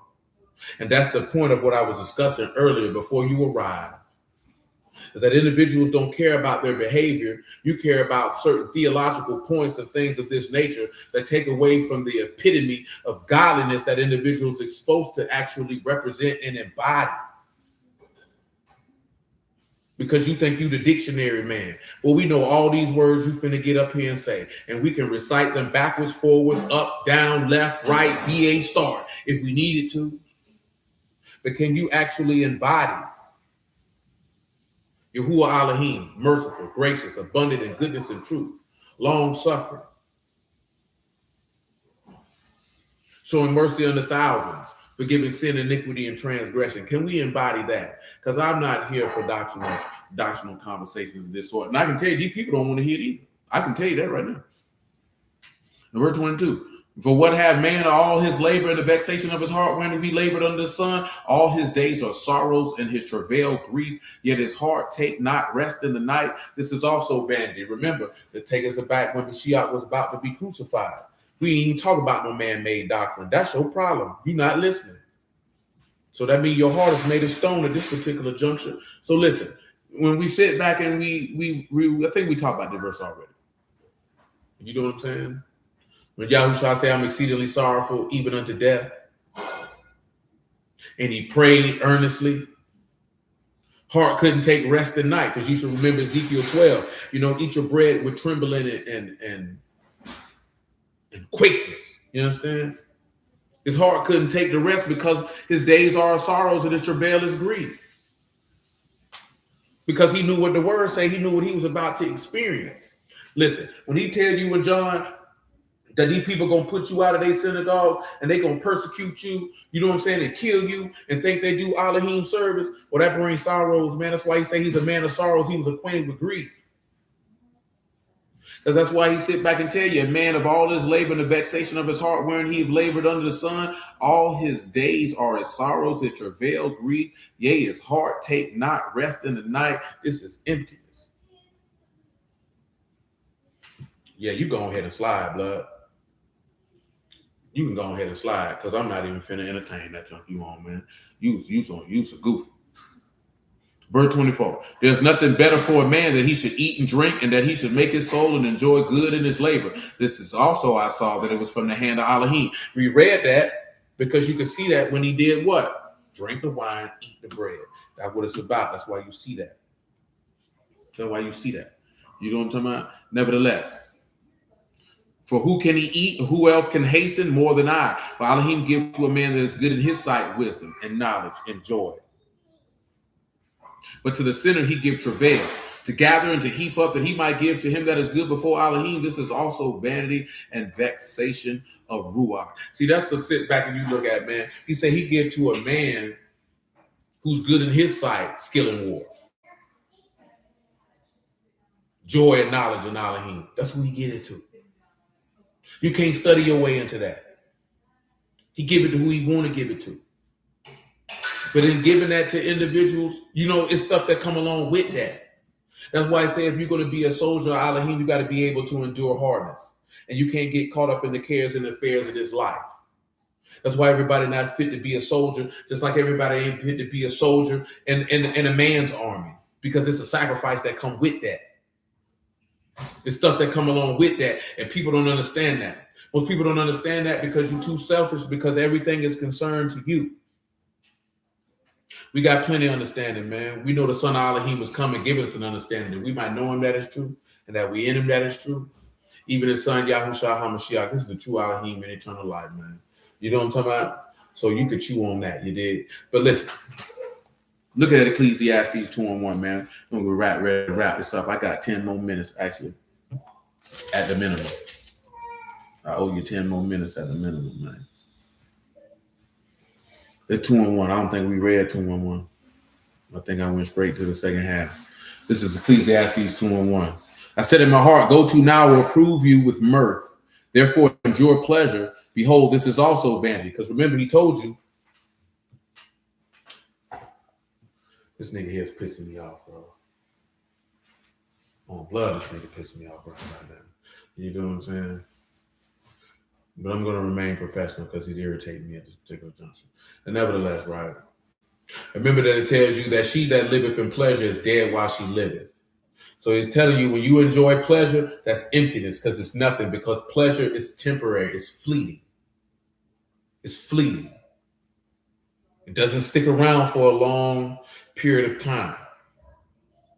That's what to you, because a man, you have to have control over your lust. You can't be a man that chases pleasure. Remember, we were talking about the downfall of most pastors and pimps is because what? They give in to pleasure because they start having sex with the women because you give in to your lust. Give in to your lust, man. You cannot be a man, specifically a man of Elohim, a man of the living God. You cannot be a man giving into lust, bro. You giving into pleasure, you ain't getting nothing. It's empty. It's for nothing. Absolutely nothing. Nevertheless, I said of laughter, it is mad, and of mirth, what do it? I sought in my heart to give myself unto wine, yet equating my heart with wisdom, and to lay hold on folly, till I might see what was that good for the sons of Adam, which they shall do under Shamahim all the days of their life. I made me good works, and I builded me houses, and I planted me vineyards, and I made me gardens and orchards, and I planted trees in them, all kind of fruits. I made me pools of water to water therewith the wood that bring forth trees. I got me servants and maidens and servants born in my house. I had great possessions of great and small cattle above all that were in Jerusalem before me. I gathered me also silver and gold and peculiar treasure of kings and of provinces. I got me men singers and the delights of the sons of Adam as musical instruments and that of all sorts. So I was great and increased more than all that were before me in Jerusalem. Also my wisdom remained with me. And whatsoever my eyes desired, I kept not from them. I withheld not my heart from any joy. For my heart rejoiced in all my labor, and this was my portion of all my labor. That I looked on all the works of my hands and wrought, and on the labor that I labored to do, and behold, all was vanity and vexation of ruach, and there was no profit under the sun. This man sat back and talked about all these things that he accomplished, and he seen that all these things were for nothing. Now, I also want to harken back to the other thing that we mentioned when we first started, is what is a koheleth? You know, a koheleth is a preacher, a collector of sentences. So when we look at that collector of sentences, who is the wise that know the interpretation of a thing? The wise or the preacher should be the one that collect the sentences to give you the solution of the word, to give you the solution of the debar. The solution of the debar is everlasting life contained in the personage of Yahushua HaMashiach. Simple as that. And how does that solution get communicated? Well, you know, he that is instructed into the Malkuth of Shamahim is like a householder which bring forth out of his vessel things new and old. We know that, bro. That's what we keep telling your goofy behind, man. All that stuff you in here posting, bro, we know all of that, man. You ain't saying nothing that none of us don't know, bro. We just don't make our identity in words and here like, I'm going to rebuke you because you said God or you said Jesus. I'm not wasting my time on stuff like that, man. You think somebody who mama just died, somebody who depressed, somebody who about to be homeless, somebody who might be ready to put a bullet in their brain, want to hear you talking about God is Gad real, bro? Because see, this is how I know that Yahuwah hasn't given you the tongue to learn, because you don't know how to give a word in due season to him that is weary. I ain't acting like I don't know. I already told you I knew. But see, this is the difference. You ain't listening because you coming thinking you want to teach somebody. That's why I told you you trying to center yourself. You's a goofy. And the sad part is you don't know you a goofy. Because the niggas you run with ain't never told you that you was a goofy. And that you think that makes clean and unclean, which means you's a double goofy. Because nowhere in this book did he tell you clean and unclean is God, Lord, and this, that, there, and the third. Man, it's behavior. You are emblematic of the problem with the mass majority of people who call themselves representative of this man, because y'all goofies. Because you'll be acceptable with a nigga who say he don't say God, but he beat his wife. But he's an adulterer. But he's a liar. But he's a thief. But he's an undercover punk. But he used the right words, though. Meanwhile, it's somebody who actually need love, care, and compassion, and you ain't gonna show it to him. Come on, man. That's what I be talking about, man. And you think this man in heaven is pleased. And you think being a doer of the word is I said Elohim and not God. You are dumb as the day that the doctor slapped you on your posterior for you to take your first breath. God, my God, today. God damn it. Ecclesiastes 3:16, man. That's gonna irritate me, bro. This is why people don't want to fool with the word. Rohan, what's good, my G? This is why people don't want to fool with the word, man, and I don't blame him. Because if he approached me in the street, man, I tell him, get out my face, bro. I already tell you fake and phony with it. Because real people don't focus on things of this nature. People who really buy something, really care about people, really fool by people, really representative of who the God of heaven and earth, Yahuwah of hosts is his name, is really about. They ain't gonna focus on that, man. That's man stuff. That's what it means about the doctrines and commandments of men. That's what he's talking about. Worshiping him for nothing. He think he righteous. In his mind, he's justified himself. Meanwhile, his heart dark, and you could tell. Great day, Lord Monsignor. You could tell. But nevertheless, Ecclesiastes 3:16. Moreover, I saw under the sun the place of judgment, that wickedness was there, and the place of righteousness, that iniquity was there. I said in my heart, Elohim shall judge the righteous and the wicked, for there is a time for every purpose and every work. I said in my heart concerning the estates of the sons of Adam, that Elohim might manifest them, that they might see themselves as beasts. Like when we were talking today, right, Madaha was like, man, none of this stuff make any sense. And he said, you know, the book tell you stuff don't make sense to a carnal man. When you brutish, it ain't never gonna make sense. It ain't never gonna make sense. But he said, my words are plain to him who have understanding. To those who have understanding, this stuff's simple. For that which befall the sons of Adam befall beast, even one thing befall them, as one die, so die the other. They all have one breath, so that no man have preeminence above a beast. All is vanity. Look what he's telling you. You ain't even excel the beast because you die just like they do. You die just like they do. But now you have a caveat, because in the epistle to Colossians, it tell you that, you know, Yahushua, that the son of Elohim is the firstborn from the dead, that he might have preeminence in all things. And when you conform to his image and he dwell in you and you dwell in him, then you have preeminence above the beast, because he's giving you the interpretation of a thing that you can have discharge in the war of death. Because if you live in him and he live in you, and you know that he the resurrection of life, you'll never take death. You believe that? You know what I'm talking about? Why? Because his love is enough for you, and his strength is made perfect in weakness. Once you begin to understand that his love is enough for you, that his loving kindness is enough for you, that his chesed is enough for you. I don't hate you, because to hate someone would take an emotional investment. I don't emotionally invest myself into other people in that capacity enough to where I can hate them. Because that's grocery level. But what I definitely have an extreme level of disdain for is the folly that you are continually perpetuating in this chat, which is taking away from the overarching point. Really, it's just emblematic of a particular mindset, conduct, and behavior that I find utterly repugnant. You know what I'm saying? I find it utterly repugnant. And I get it if you feel, not disrespecting you per se, but I'm not on what you want, man. You know what I'm saying? I'm not on that. Listen, man, listen here, man.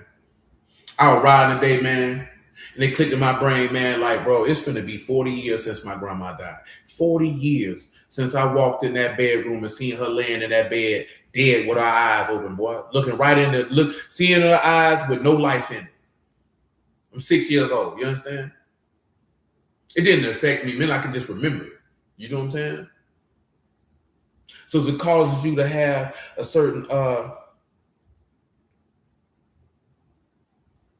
understanding of things. You feel me? Then I can remember, we seen a nigga dead, going to school one day, getting on the bus, man, dude murdered in the car.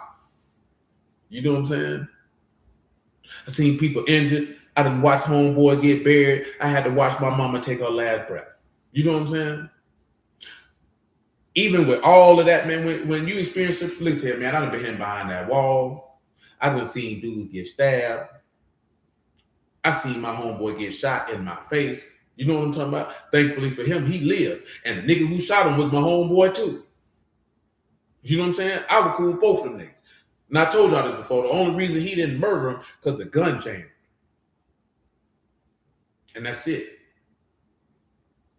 I told you when I had to watch that doggone police body cam footage. You know what I'm saying? And I could see death in my homeboy's eyes. Boy, I had to cut that off. I can't look at that. You know what I'm saying? I see death in his eyes, man. I see he finna go. I know at that particular moment, man, the thoughts of everything that he done experienced in his life, everything he ever did that wasn't proper. I know it's coming to his mind, man, because I could see it in his eyes, because I could see his soul at that particular moment, man. And I'm knowing, well, you're not right with God, boy. You finna leave here, boy. You finna leave here, boy. You're not right. And I used to sit down with him and chop up word with him, man, while he got pistols and work on it, man. Praying that hopefully maybe one line in this man's word, man, clicking in his brain, he changed his life. But you don't never know, man, what the will of Yahuwah gonna be. You know what I'm saying? You can't do nothing but put the seed out there on that word and pray it in, because I already know how it ends in these streets, man. So when you take that into total, I got homeboys that are OD. Listen, man, I pulled right up on my homeboy, Mama Hop, man, after he OD, right after they picked his body up and drove off, man. And I'm glad I did, man. I ain't want to see that. I ain't got no trauma, man. I'm telling you about life experiences, cuz. To tell you why I don't care about these theological discussions and debates that y'all be having, and why I don't participate. You know what I'm saying? Because I've been experiencing real life, man. So when you see that, and then, okay, now, boom, I've never been to church. I ain't never read no Bible. I wasn't into none of that. I did 4.5 years, wasn't thinking about no word. So I done told y'all this before, but when the word of Yahuwah came and I knew it was him, I'm gone. So it's serious to me, man. Because I wasn't looking for this. I ain't get up one day and say, I need to find God. I wasn't looking for this, man. This man came and found me, so this serious to me, man. You understand me? It's serious to me. You know what I'm saying? Because when I got in the word, I wasn't around none of these pretentious douchebags and goofies that's on the internet talking what they talking. I'm around the same people I would have been around anyway. The same downtrodden, oppressed, people trying to seek a way, fighting whatever they fighting, dealing with whatever they dealing with, trying to get through their day, through their life. And all it made me think back and hearken in the word, man, this the same people that the Lord was around. It's the same people that the apostles was around. Regular people. That's why he say the scribes and the Pharisees rejected him, but he say the harlots and the publicans, they received him. And you know why? Because they know they ought to go to hell. That's why what he said that when Mary washed his feet, man, she said, hey, man, he that loved much is forgiven. He that love little, little is forgiven. Because you know what you've been out here doing. And you know what the recompense you should get. So when the car said, when the mercy of Elohim make itself plain in your face, well, you appreciate that because you know, just like I said, man, if he was the number of iniquity, who should stand? But there's forgiveness with him that he might be feared. So when that forgiveness pop up and you see that literally that he is an Elohim that is merciful and gracious and long-suffering and abundant in goodness and truth and forgive sin, iniquity, and transgression, and you like to say, boy, I'm rolling with you. Boy, I'm indebted with you, man. I'm rolling with you, man. It's whatever. However, whenever. We're going to do this however you want to do it. Because you spared me of no righteousness, no goodness of my own. Simply because it's emblematic of who you are as an individual. So then when you surrounded by people, lost souls, man, and we talking about lost, we talking about what that word means, destroyed. You around people who destroyed mentally, emotionally, spiritually.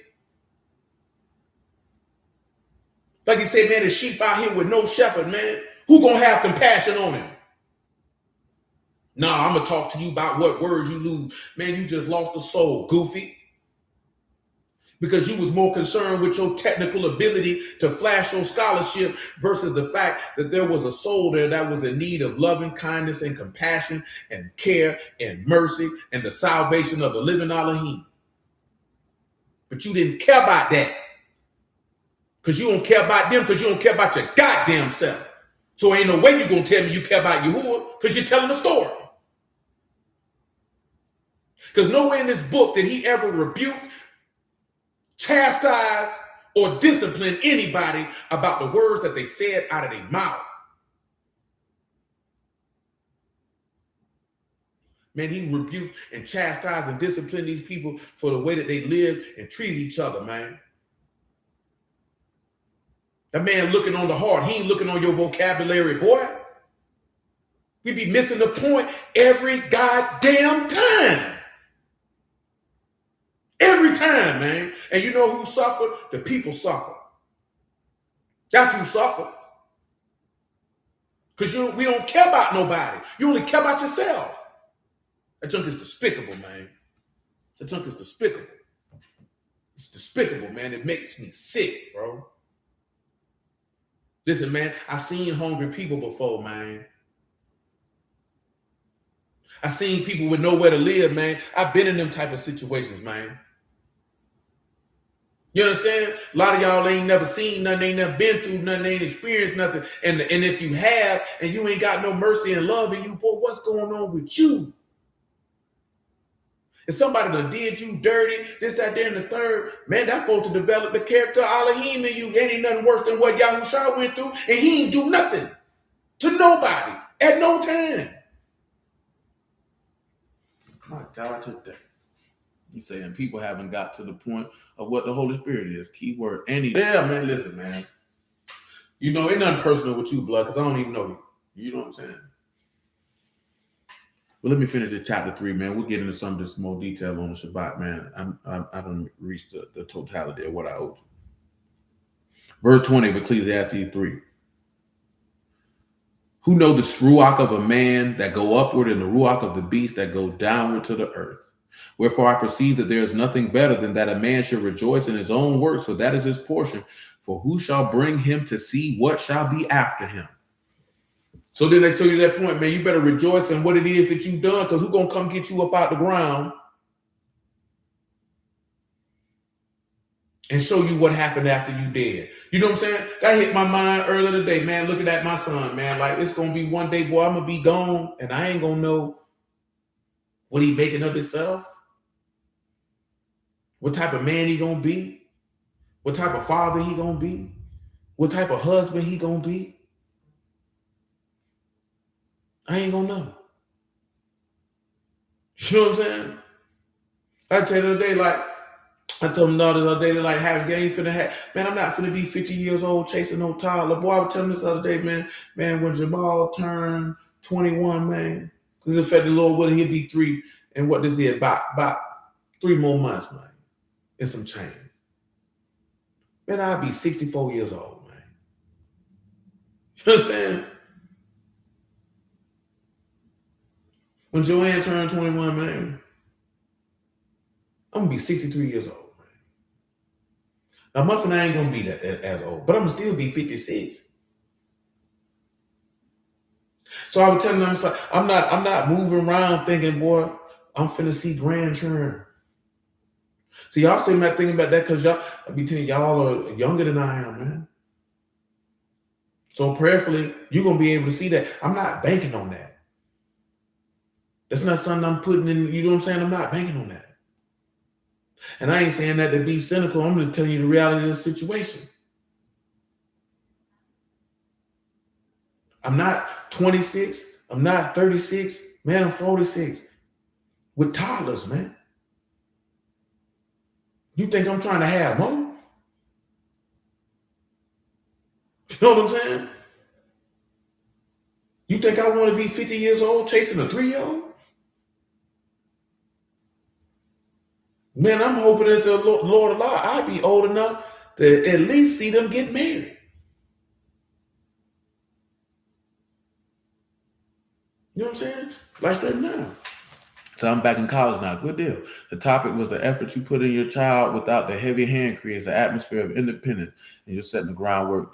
Yeah, no, I understand fully what you're saying. Cause I finally slid, man.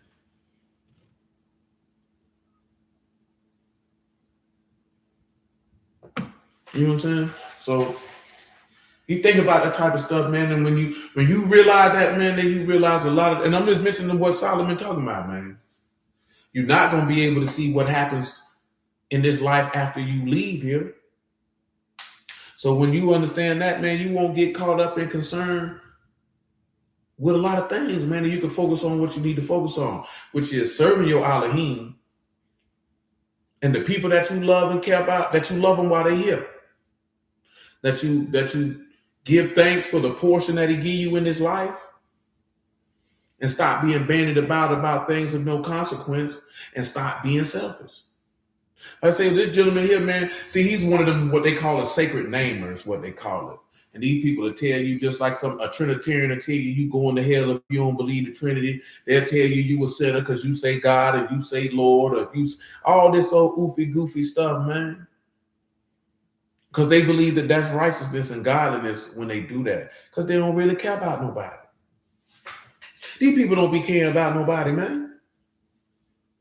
You know what I'm saying? And see, this is the hallmark thing, man. As the book tell you, it ain't about caring about your friends, because anybody can do that. Can you care about the people who don't care about you? Can you care about the people who you can't benefit from? Can you care about the people who you ain't got no close personal relationship with? Because this is the embodiment of Yahuwah. This is the embodiment of the God that you claim is your God. This is what he do. This is why Yahushua told you that. This is what he does. He said he should rain on the just and the unjust. And you got to look at that, man. I say, man, it's just a conversation we had, man, before we jumped on here, man. You know what I'm saying? This stuff just irritate me, bro. Some stuff just irritate me, man. To no end, man. To no end, man. You understand me? Like, bro, how we gonna get to the place that we say we want to be, and ain't nobody even got no love in them? As I said, there's no way that we could say we got love, the love of Elohim in us, and niggas just be like, it's just about me and what I want. And if it ain't about what I want, then I don't care. Well, you might well take that back outside the door, man. I don't know how you thought you were going to bring that in the tabernacle of Elohim and that was going to be accepted. That's crazy. Oh, no, they ain't going to steal my joy, Emma. Nah, I ain't going to let them do that. Praise you, and I appreciate you saying that. I ain't going to let them do that. It's just that it gets to the point where, you know, they need to be, I know they don't know, nobody don't never say nothing about it. And that's what irritates me. Not even necessarily the behavior, but nobody says nothing. Like I've noticed this, man, since I've been on interacting with Bruce, man, since the first time since like what that was, 2011. When I even knew that people was in these type of spaces, grown men that weren't even accustomed to a nigga telling them, hey, bro, what's wrong with you? That's not cool. Is you cool? What's wrong with you, boy? Why is you doing that? And they think it's something wrong with you for saying something to them. I'm like, you thought I was supposed to say something to somebody else? You thought, nah, man, I'm not finna tell another nigga about what you doing. I'm finna tell you. What I'm gonna talk to them for? They ain't doing it. I always thought that was weird. Dudes ain't used to saying, hey, man, what is you doing? You know you wrong, but you tripping. I told y'all, man, I remember one time being on this Clubhouse application. Dude would call him out my name. I said, hey, bro, don't talk to me like that. I don't talk to you like that. Why is you talking to me like that? Are you soft, nigga? No, I ain't no soft. You're not finna talk to me like that, boy. What's wrong with you?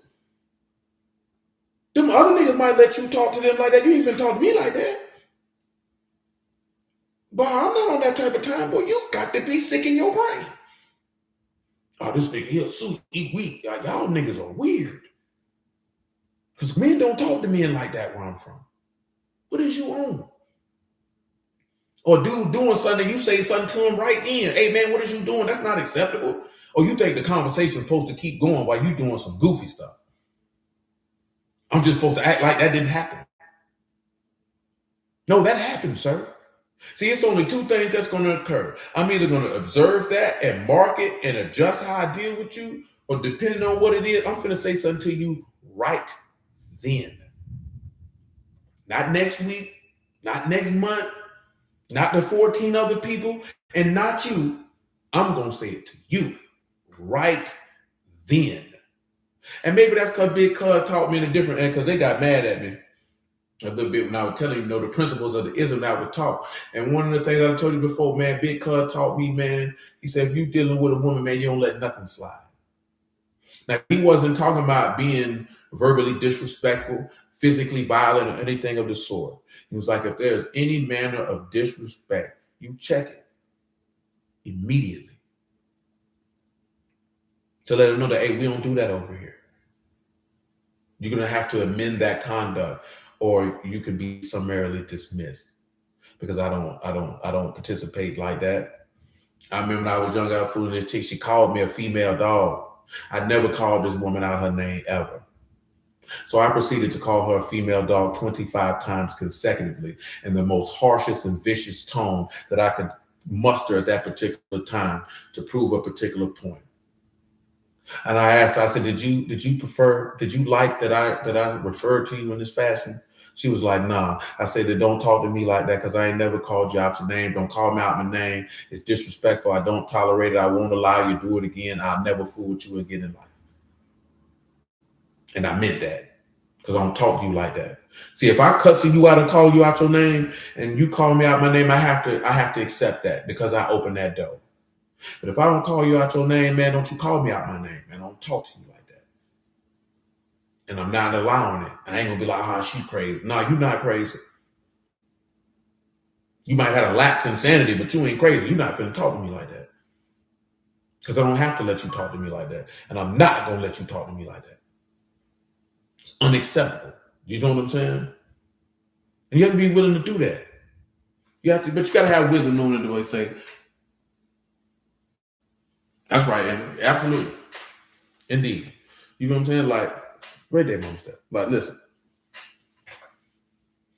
It's just mainly that, the hardness of the hearts of the individuals, Mother Sharona, man, that really. Because I come from the same places that most of y'all come from. And what I mean by that, I'm not talking about in the trenches, in the slums and all that. And I ain't what I'm talking about. Meaning I come from living amongst Black people like y'all come from living amongst Black people. You know what I'm saying? I know everybody don't come from no hood per se. I've been around all different types of people. So I come from the same places that everybody else come from. I'm not no different than anybody else. I go through the same things in this life that everybody else go through. The issue is not the things that you go through, but how you respond to them. You know what I'm saying? But that's another conversation for another day. So when like I said before, when you sit back and you look at the word, And at least with me personally, that I know I wasn't looking for no word. So see, that was another evidence for me that Yahuwah is a living Elohim, because he came and found me when I wasn't. That wasn't on my brain. And I ain't talking about come and find me. You're an Israelite, or this, that, there, and the third. I'm talking about showing the plainness of his mercy and his salvation and his righteousness. Boy, I got to get down with that. So it's serious to me, because I would want an individual to experience that same level of love and kindness and mercy that was extended unto me. You understand? I could still be out here doing whatever, thinking however. Earmark on the way to hell. You understand? And people get bandied about by a lot of stuff. Say when you married your wife, you're told something about disrespectful and not to do it. Do you say? No, I mean, if I was married to a woman, man, and she continued to be verbally disrespectful or disrespectful in conduct, she got to vanish. She got to go live somewhere else, man. I'm not dealing with that. And I can abide alone, but I'm not going to deal with that. The same token that if I was in here say, oh, you bleep, talking to her any kind of way, man, she should leave. Yeah, she should leave. Yeah, she should leave. You know what I'm saying? Because that's unnecessary. That's whether you're in the word or not. You know what I'm saying? Then you'd have to sit back and look at, man, how in the world you married somebody and you call all out their name? Like, I ain't never done that. You know what I'm saying? If you want to say, 14 years old or 46, interacting with the opposite gender to the point that you found them to be attractive, I ain't never called no woman out her name. I ain't see no point in that. If I'm fooling with you, why would I call you out your name? Why would I disrespect you in that fashion? Because if I found you less than respectable, then I wouldn't be dealing with you in the first place. You know what I'm saying? And, so that's just me. Some people operate differently when it comes to that. That's their dynamic. I ain't got nothing to do with that. But I ain't never called no woman out their name. I don't see the point in that. And mainly because I don't want you calling me out my name. So I'm not going to call you out your name because I don't want you talking to me like that. You know what I'm saying? I had my mama for 44 years, man. My mama never called me out my name once. Not one time. So I'm not going to call her out her name. I ain't going to be like, you stupid hoe. You funky Mitch. I'm not doing all that. Why? What you going to do all that for? What's the point of that? You got to sit back. What is you accomplishing from that? All of that is an immature and emotional reaction. You know what I'm saying? And since you couldn't, as Mr. Vincent, my high school science teacher, white dude, you know what I'm saying? He used to always be us. He was a football coach too, but I didn't play football. He was always get upset with us for using profanity, because he was like, it just shows you don't know how to properly express yourself and your vocabulary is limited. He used to really be agitated with me because he knew my vocabulary was not limited. And he was like, so why do you communicate in this way? I'm like, because that's what they understand. You know what I'm saying? What's good is this if I use this vocabulary that I done took the time to acquire, and then my audience don't know what I'm saying. And I understood mainly from reading a book called Niggas of God Volume 2, but that's neither. But in that book, all it's going to do is cause resentment from your audience because they feel like you're talking down to them. You know what I'm saying? It's not going to have the desired result. You think using certain things going to make you like, oh, he's really, really smart. It really is just going to cause resentment because they're going to think, oh, he think he's better than us. Doesn't mean it's right, but that's what happens. You know what I'm saying? So you have to know that. And so just knowing that, like, man, I'm not finna be calling people out their name, man. That junk's not cool. It's disrespectful. You know what I'm saying? It's just, I'm just not on that. So I ended up having to delete this, but this cow was talking to me the other day thinking he was talking to my grandma. I had to put him in his place. Dude is heartless if she was alive. And yeah, he wild talking to Granny like that. Yeah, he wild. You know what I'm saying? But it's just certain stuff, man. Like, man, listen, man. All us here right now because of one common denominator, and that's Yahushua HaMashiach. It's not because of me. I can tell you that right now. You know what I'm saying? So then you got to ask yourself. Remember in Revelation, he say, man, remember your first love. So then we have to sit back and ask ourselves this question that only each individual person can answer. You don't have to answer it out loud, obviously. How did you come to the word? What was your mindset when the word came? What made you want to go after the word in the first place? See, if you can go back to that particular day and understand why you did it, then maybe, like you said, you can go back to your first love, and that passion that you had and that fire that was burning can be restoked at the level of heat that it was at that particular time. You know what I'm saying? It's kind of like on the Black Album, man. The last song on the album is called My First Song, and it's got a clip of Biggie talking. And he was like, you got to stay hungry. You got to stay working. You got to treat everything like it's your first project.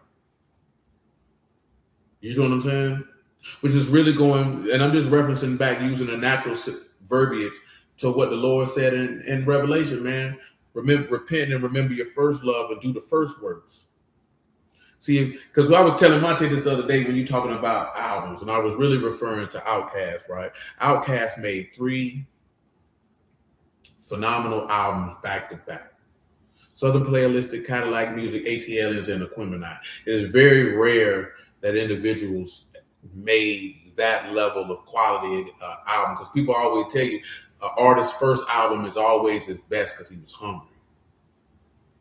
You know what I'm saying? And his whole life led up to the story that was being told on that first one. The hunger, the pain, the losses, the sacrifice, everything is encapsulated in that. But then what happens is the same thing like the word like elucidates to in certain matters, man. But then you start to get full and you lose that hunger and you get complacent. You know what I'm saying? You get complacent. Let me read that in Revelation, what I put on, because I done referenced it about 2-3 times. Let me read it to you. You did. So it's Revelation 1, right? Is that, man? Verse 4, man. Nevertheless, I have somewhat against you because you have left your first love. Remember, therefore, from whence you are fallen, and repent and do the first works, or else I will come unto you quickly and remove your candlestick out of its place, except you repent. You know what I'm saying? He told you go back and do the first works, man. You done left your first love. You done forgot what you came here for. You know what I'm saying? Because you got to stay hungry. Like I say, you got to treat it like it's your first project. You got to stay hungry as the day that you started. But see, what ends up happening is like what Paul warned about, which is natural because you're human. You know, you get married, you got to please your spouse. You start to have kids, start to pull you, and this, that, and the third. But like I mentioned earlier, you got to make sure you have a just weight and a just balance. Because if you get so busy like that, there, man, you're more busy than Elohim ever intended you to be. To where you get to the point where your service, your reasonable service, or your service according to the word, is become a burden to you because you feel like what you got to do in life is more important. Ain't nothing, if you say you were serving Elohim, ain't nothing that you got to do in this life more important than serving your Elohim at all. Ain't nothing more important than that. Listen, your family ain't more important than that. Your job ain't more important than that. And you know what I'm saying? And people have to realize that. You have to understand that. You know what I'm saying? That's just come along with it. Like I told, listen, man, and lady who would be esteemed, my wife was in labor with my daughter, man, and where was I at? Making sure y'all got popped off. I could have been like, nah, bump that jump, bro. They'll be all right. Yeah, they'll be all right. You know what I'm saying? I literally put my mom in the ground and then preached to y'all that night. I could have been like, nah, I can't deal with it. My head ain't right. I can't do it. But what did this man tell you, man? He said, hey, man, he that put his hand to the plow looking back is not fit for the Malkuth for Elohim. You can't put your hand to start working, man, and then say, oh, man, let me go bury my daddy. Let me go do this. My mama need this. My sister need that. My brother need this. My friends need that. And you're going to leave off and serving God to do that, but you're not fit for the kingdom, boy. But you're not fit for it.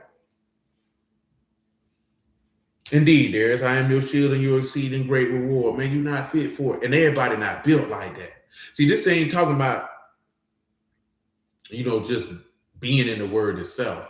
It's talking about if you saying you finna put your hand to serve. You can't put your hand to serve and then serve when it's convenient for you.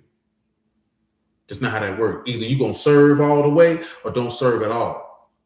It's better to hope that he tell you to occupy till he come than to put your hand to the plow and now you finding excuses on why you ain't, you know what I'm saying? Why you can't serve. Oh, at least you got to be like how Mary was when he told Martha, you banded about many things, but Mary chose the best part. Some of y'all ain't even bucking service because you focus on getting some word. You ain't paying attention and you ain't doing the goddamn thing. That's a double negative. That's a double negative, man.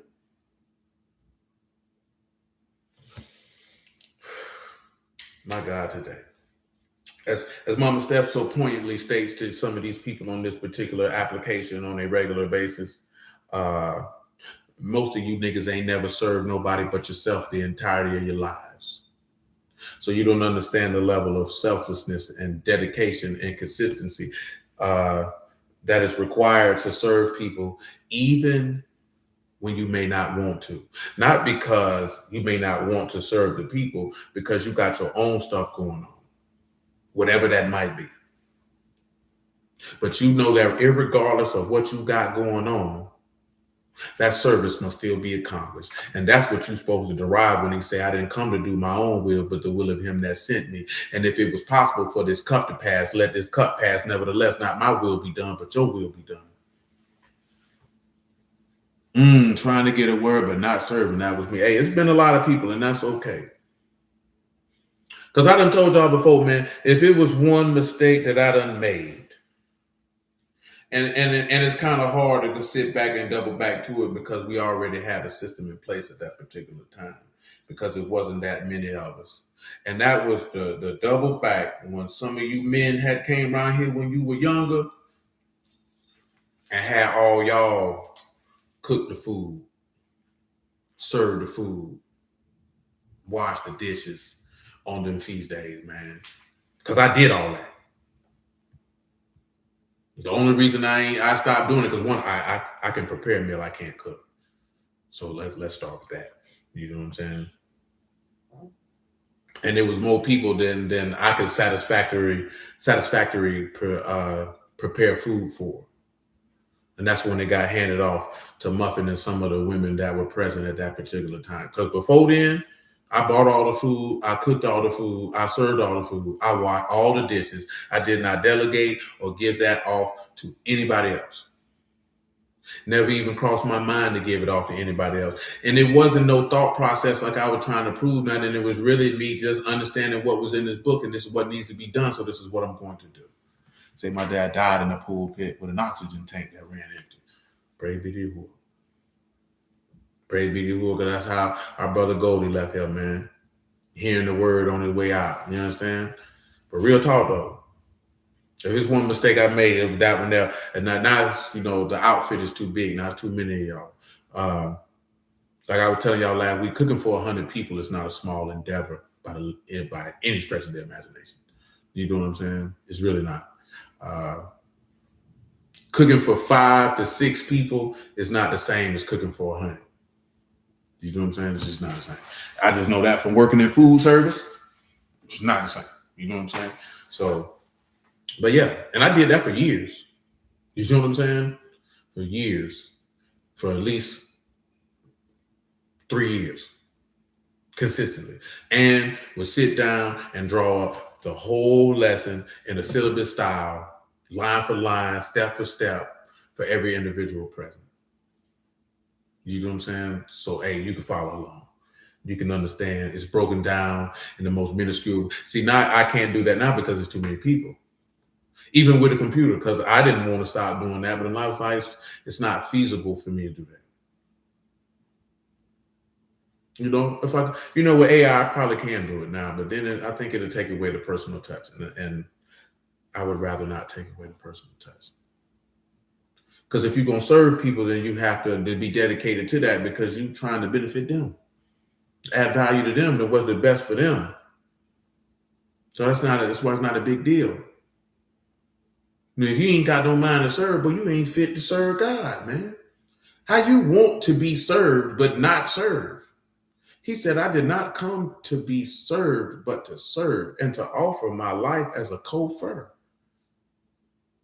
And if the ransom of a man's life is his riches, if him giving up his life is what make him wealthy, then guess what that means according to Proverbs? Most niggas is poor. Because you ain't gonna give up nothing. He said, he that have great riches yet have nothing. There's a man who have nothing yet have great riches. That man have nothing because he sacrificed it selflessly. So if we're not even willing to serve each other selfishly, then nigga, you broke. I don't care how much money you got. I don't care what you're able to accumulate. I don't care whatever you're able to purchase. I don't care what you're able to do. Nigga, you're poor, nigga. You poor in heaven, boy. You want to be poor with debt notes, or you want to be rich with riches stored up in Shamaheen that could be distributed by the living Elohim? You got to ask yourself that question. I can't answer that. But let me stop. It's almost 10 o'clock. Hallelujah for Yahushua in the word. I appreciate y'all. I know I went on a rant, but I had to. The nigga pissed me off. And then Buddy coming in here doubly pissed me off. You know what I'm saying? Because that junk is irritating and agitating. You know what I'm saying? Either we gonna love Elohim and love each other, or we not. Ain't no in between. Hey man, love you too, my G. Ain't no in between, man. Ain't no in between. Listen, we gonna butt heads. He tell you that offense is gonna come. We gonna butt heads. Ain't no issue about butting heads. Yes, sir. So hold it down, my G. You know what I'm saying? It's about how you handle it. If you love the other individual, you know what I'm saying? Now, if you don't love them, that's different. You know what I'm saying? Then you're not gonna deal with that properly. But if you love an individual, then you're gonna sort that out. I've always told you, man, you can be right and keep the love, or you can be right and lose the love. That's up to you. What's more important? You know what I'm saying? I think it would for the people I grew up with, man. Like I say, man, we still all friends 30 years later, 35 years later to be exact. You know what I'm saying? I was just with some of them boys about a month. You talking about 30 plus years, man. And we grew up telling each other about ourselves, man. Like, hey, boy, you wrong for that, boy. But what is you doing, boy? I wouldn't recommend you go do that, boy. That's stupid. Niggas ain't fall out with each other, man. The niggas bump heads from time to time, sure. But guess what? Boy, I love that nigga, man. I ain't finna let no disagreement separate me from the love. Boy, that's my nigga. I love that young man. Boy, I love this nigga. You understand me? We grew up telling each other, boy, I love you, boy. Even when we seen each other about a month ago, man, that's it, boy. I love you, boy. That's nothing, because I love that man. You know what I'm saying? See, a lot of people like, you tell it. Like, I never been around dudes who were like, oh, that's gay if you tell another man you love him. I ain't never been around. I've been around gangsters and killers who didn't think like that. So I never thought that was an unacceptable or gay or weird thing to do. You don't love your nigga? What you talking about? Well, I love this man to die for him, to kill for him. If I know I'm gonna go all the way out like that, you mean to tell me it's weird to say, boy, I love you, boy. That's nothing. Boy, I love you, my nigga. Real life. If I'm out of pocket, then get a nigga in pocket then. If you out of pocket, I'm gonna do the same. If you see I'm finna do something that could be detrimental to me, then say something. If I don't listen, hey man, that junk fall apart, hey boy, we're gonna sort that out and pick it up then. You know what I'm saying? But maybe everybody don't come from loving environments, so they don't get that, man. Because like I say, man, just because you love somebody don't mean you're not gonna butt heads and you know what I'm saying, not see things eye to eye. It's just how you deal with it. It's just how you deal with it, man. You know what I'm saying? But you gotta remember, these people out here looking at us, man. We say we represent the living Elohim, man. You say you represent the living God, Yahuwah of hosts. You say you the disciples of Yahushua, man, the disciples of Mashiach. And we got to embody that. Because you can make your mouth fry fish, man. You know what I'm saying? But if you're going to walk it like you're talking, that's your favorite song, ain't it? That's from y'all generation, man. That's what you like. You know what I'm saying? Some of y'all might be a little bit more gangster, so you might want to, a little boozy, man. You want to be about what you're talking about, ain't it? Or how Jay-Z put it on Where I'm From, man. You couldn't talk it if you ain't live it. So how we going to run around talking about God and we ain't living it? And living it ain't showing up on the Sabbath, man. It's not. Living it is not showing up on no feast day. Because what's the point of you showing up on the Sabbath and the feast day, but your mind somewhere else because you don't want to be there? Just like he said in Amos, when the Sabbath gonna be gone so we can lay corn? When the new moon gonna be over with so we can reap the wheat? You might well stay to the high, boy. You know what I'm talking about? Listen, but I appreciate y'all, man. I bless y'all the house. I don't even name it Yahoo Shop, man. You will, man. We'll be back at it on the Shabbat, man. Make it do what it do. And yeah, man, there be a vibe, man. Oh, I got to double check on that. So hold on that. But remember, y'all, we do got to make sure there's going to be an additional 600, I believe, man, to pay for the building, man, for atonement. I know for atonement and what you call it, trumpets, that's going to be another 250. I had a number in my head that's escaping me, man. Bear with me. I might have to, because I didn't type it out. I did the math in my brain. But the older I get and the higher this blood sugar get, I be catching brain fog. My mind don't fire off as fast as it used to. So I'll readjust that and find that out. Hold on, I'll do it right now because I know it's a Wednesday. We ain't gonna be in there. I ain't gonna count the Saturday we would be in there anyway. So yes, 625. So be like 875 that we got to get up, man, for all the tabernacles, trumpets, and atonement. And consider this while I mentioned that. 875 was a very small expense because as an organization, we don't have expenses. Because we could be in that building and have to pay the rent and the light bill and the water bill and the Wi-Fi. And we don't have to pay for that. We just have to pay to be there. And considering that we have an entirely stocked facility with instrumentation, a sound system, a full kitchen, and 3 bathrooms, as a collective organization, that should be a small thing to cover. And that's by the grace of Elohim, because we ain't even got to pay that much. Because imagine, I was telling Trav about that the other day. Imagine if we had to switch places with Trav in Detroit, what they building, boy, they got to pay the rent. They got to pay the rent. They got to pay the mortgage money, and the light bill, and the water bill. And they feed each other every Shabbat after service and feed the people in the neighborhood if they so be inclined to enter into the facility. Our expenses are very low. That's by the grace of Elohim that he even allowed for us to be in a situation to where we could have a facility of this type for such a minimal cost. Because I don't want to hear about if it ain't there about nobody crying about, you don't want nobody at your house during tabernacles or atonement or trumpets. I'm telling you now, I don't want to hear not Nathaniel about not a goddamn thing. You know what I'm saying? Because that's the only other option. I'm not finna be breaking my back to go find this, that, there, and the third. Not gonna do it. Not gonna do it. Not gonna do it. So, like, and you can feel how you want to feel. You go ahead and express that to the camera right goddamn it now. But I'm telling you, I'm not gonna do it. So, we'll do it like we've been doing it. But by the grace of Elohim, we ain't got to do it like that. So be appreciative and give thanks. Listen, but y'all with it, man, to the Shabbat. I'm glad Buddy left too, because he was gonna make a plum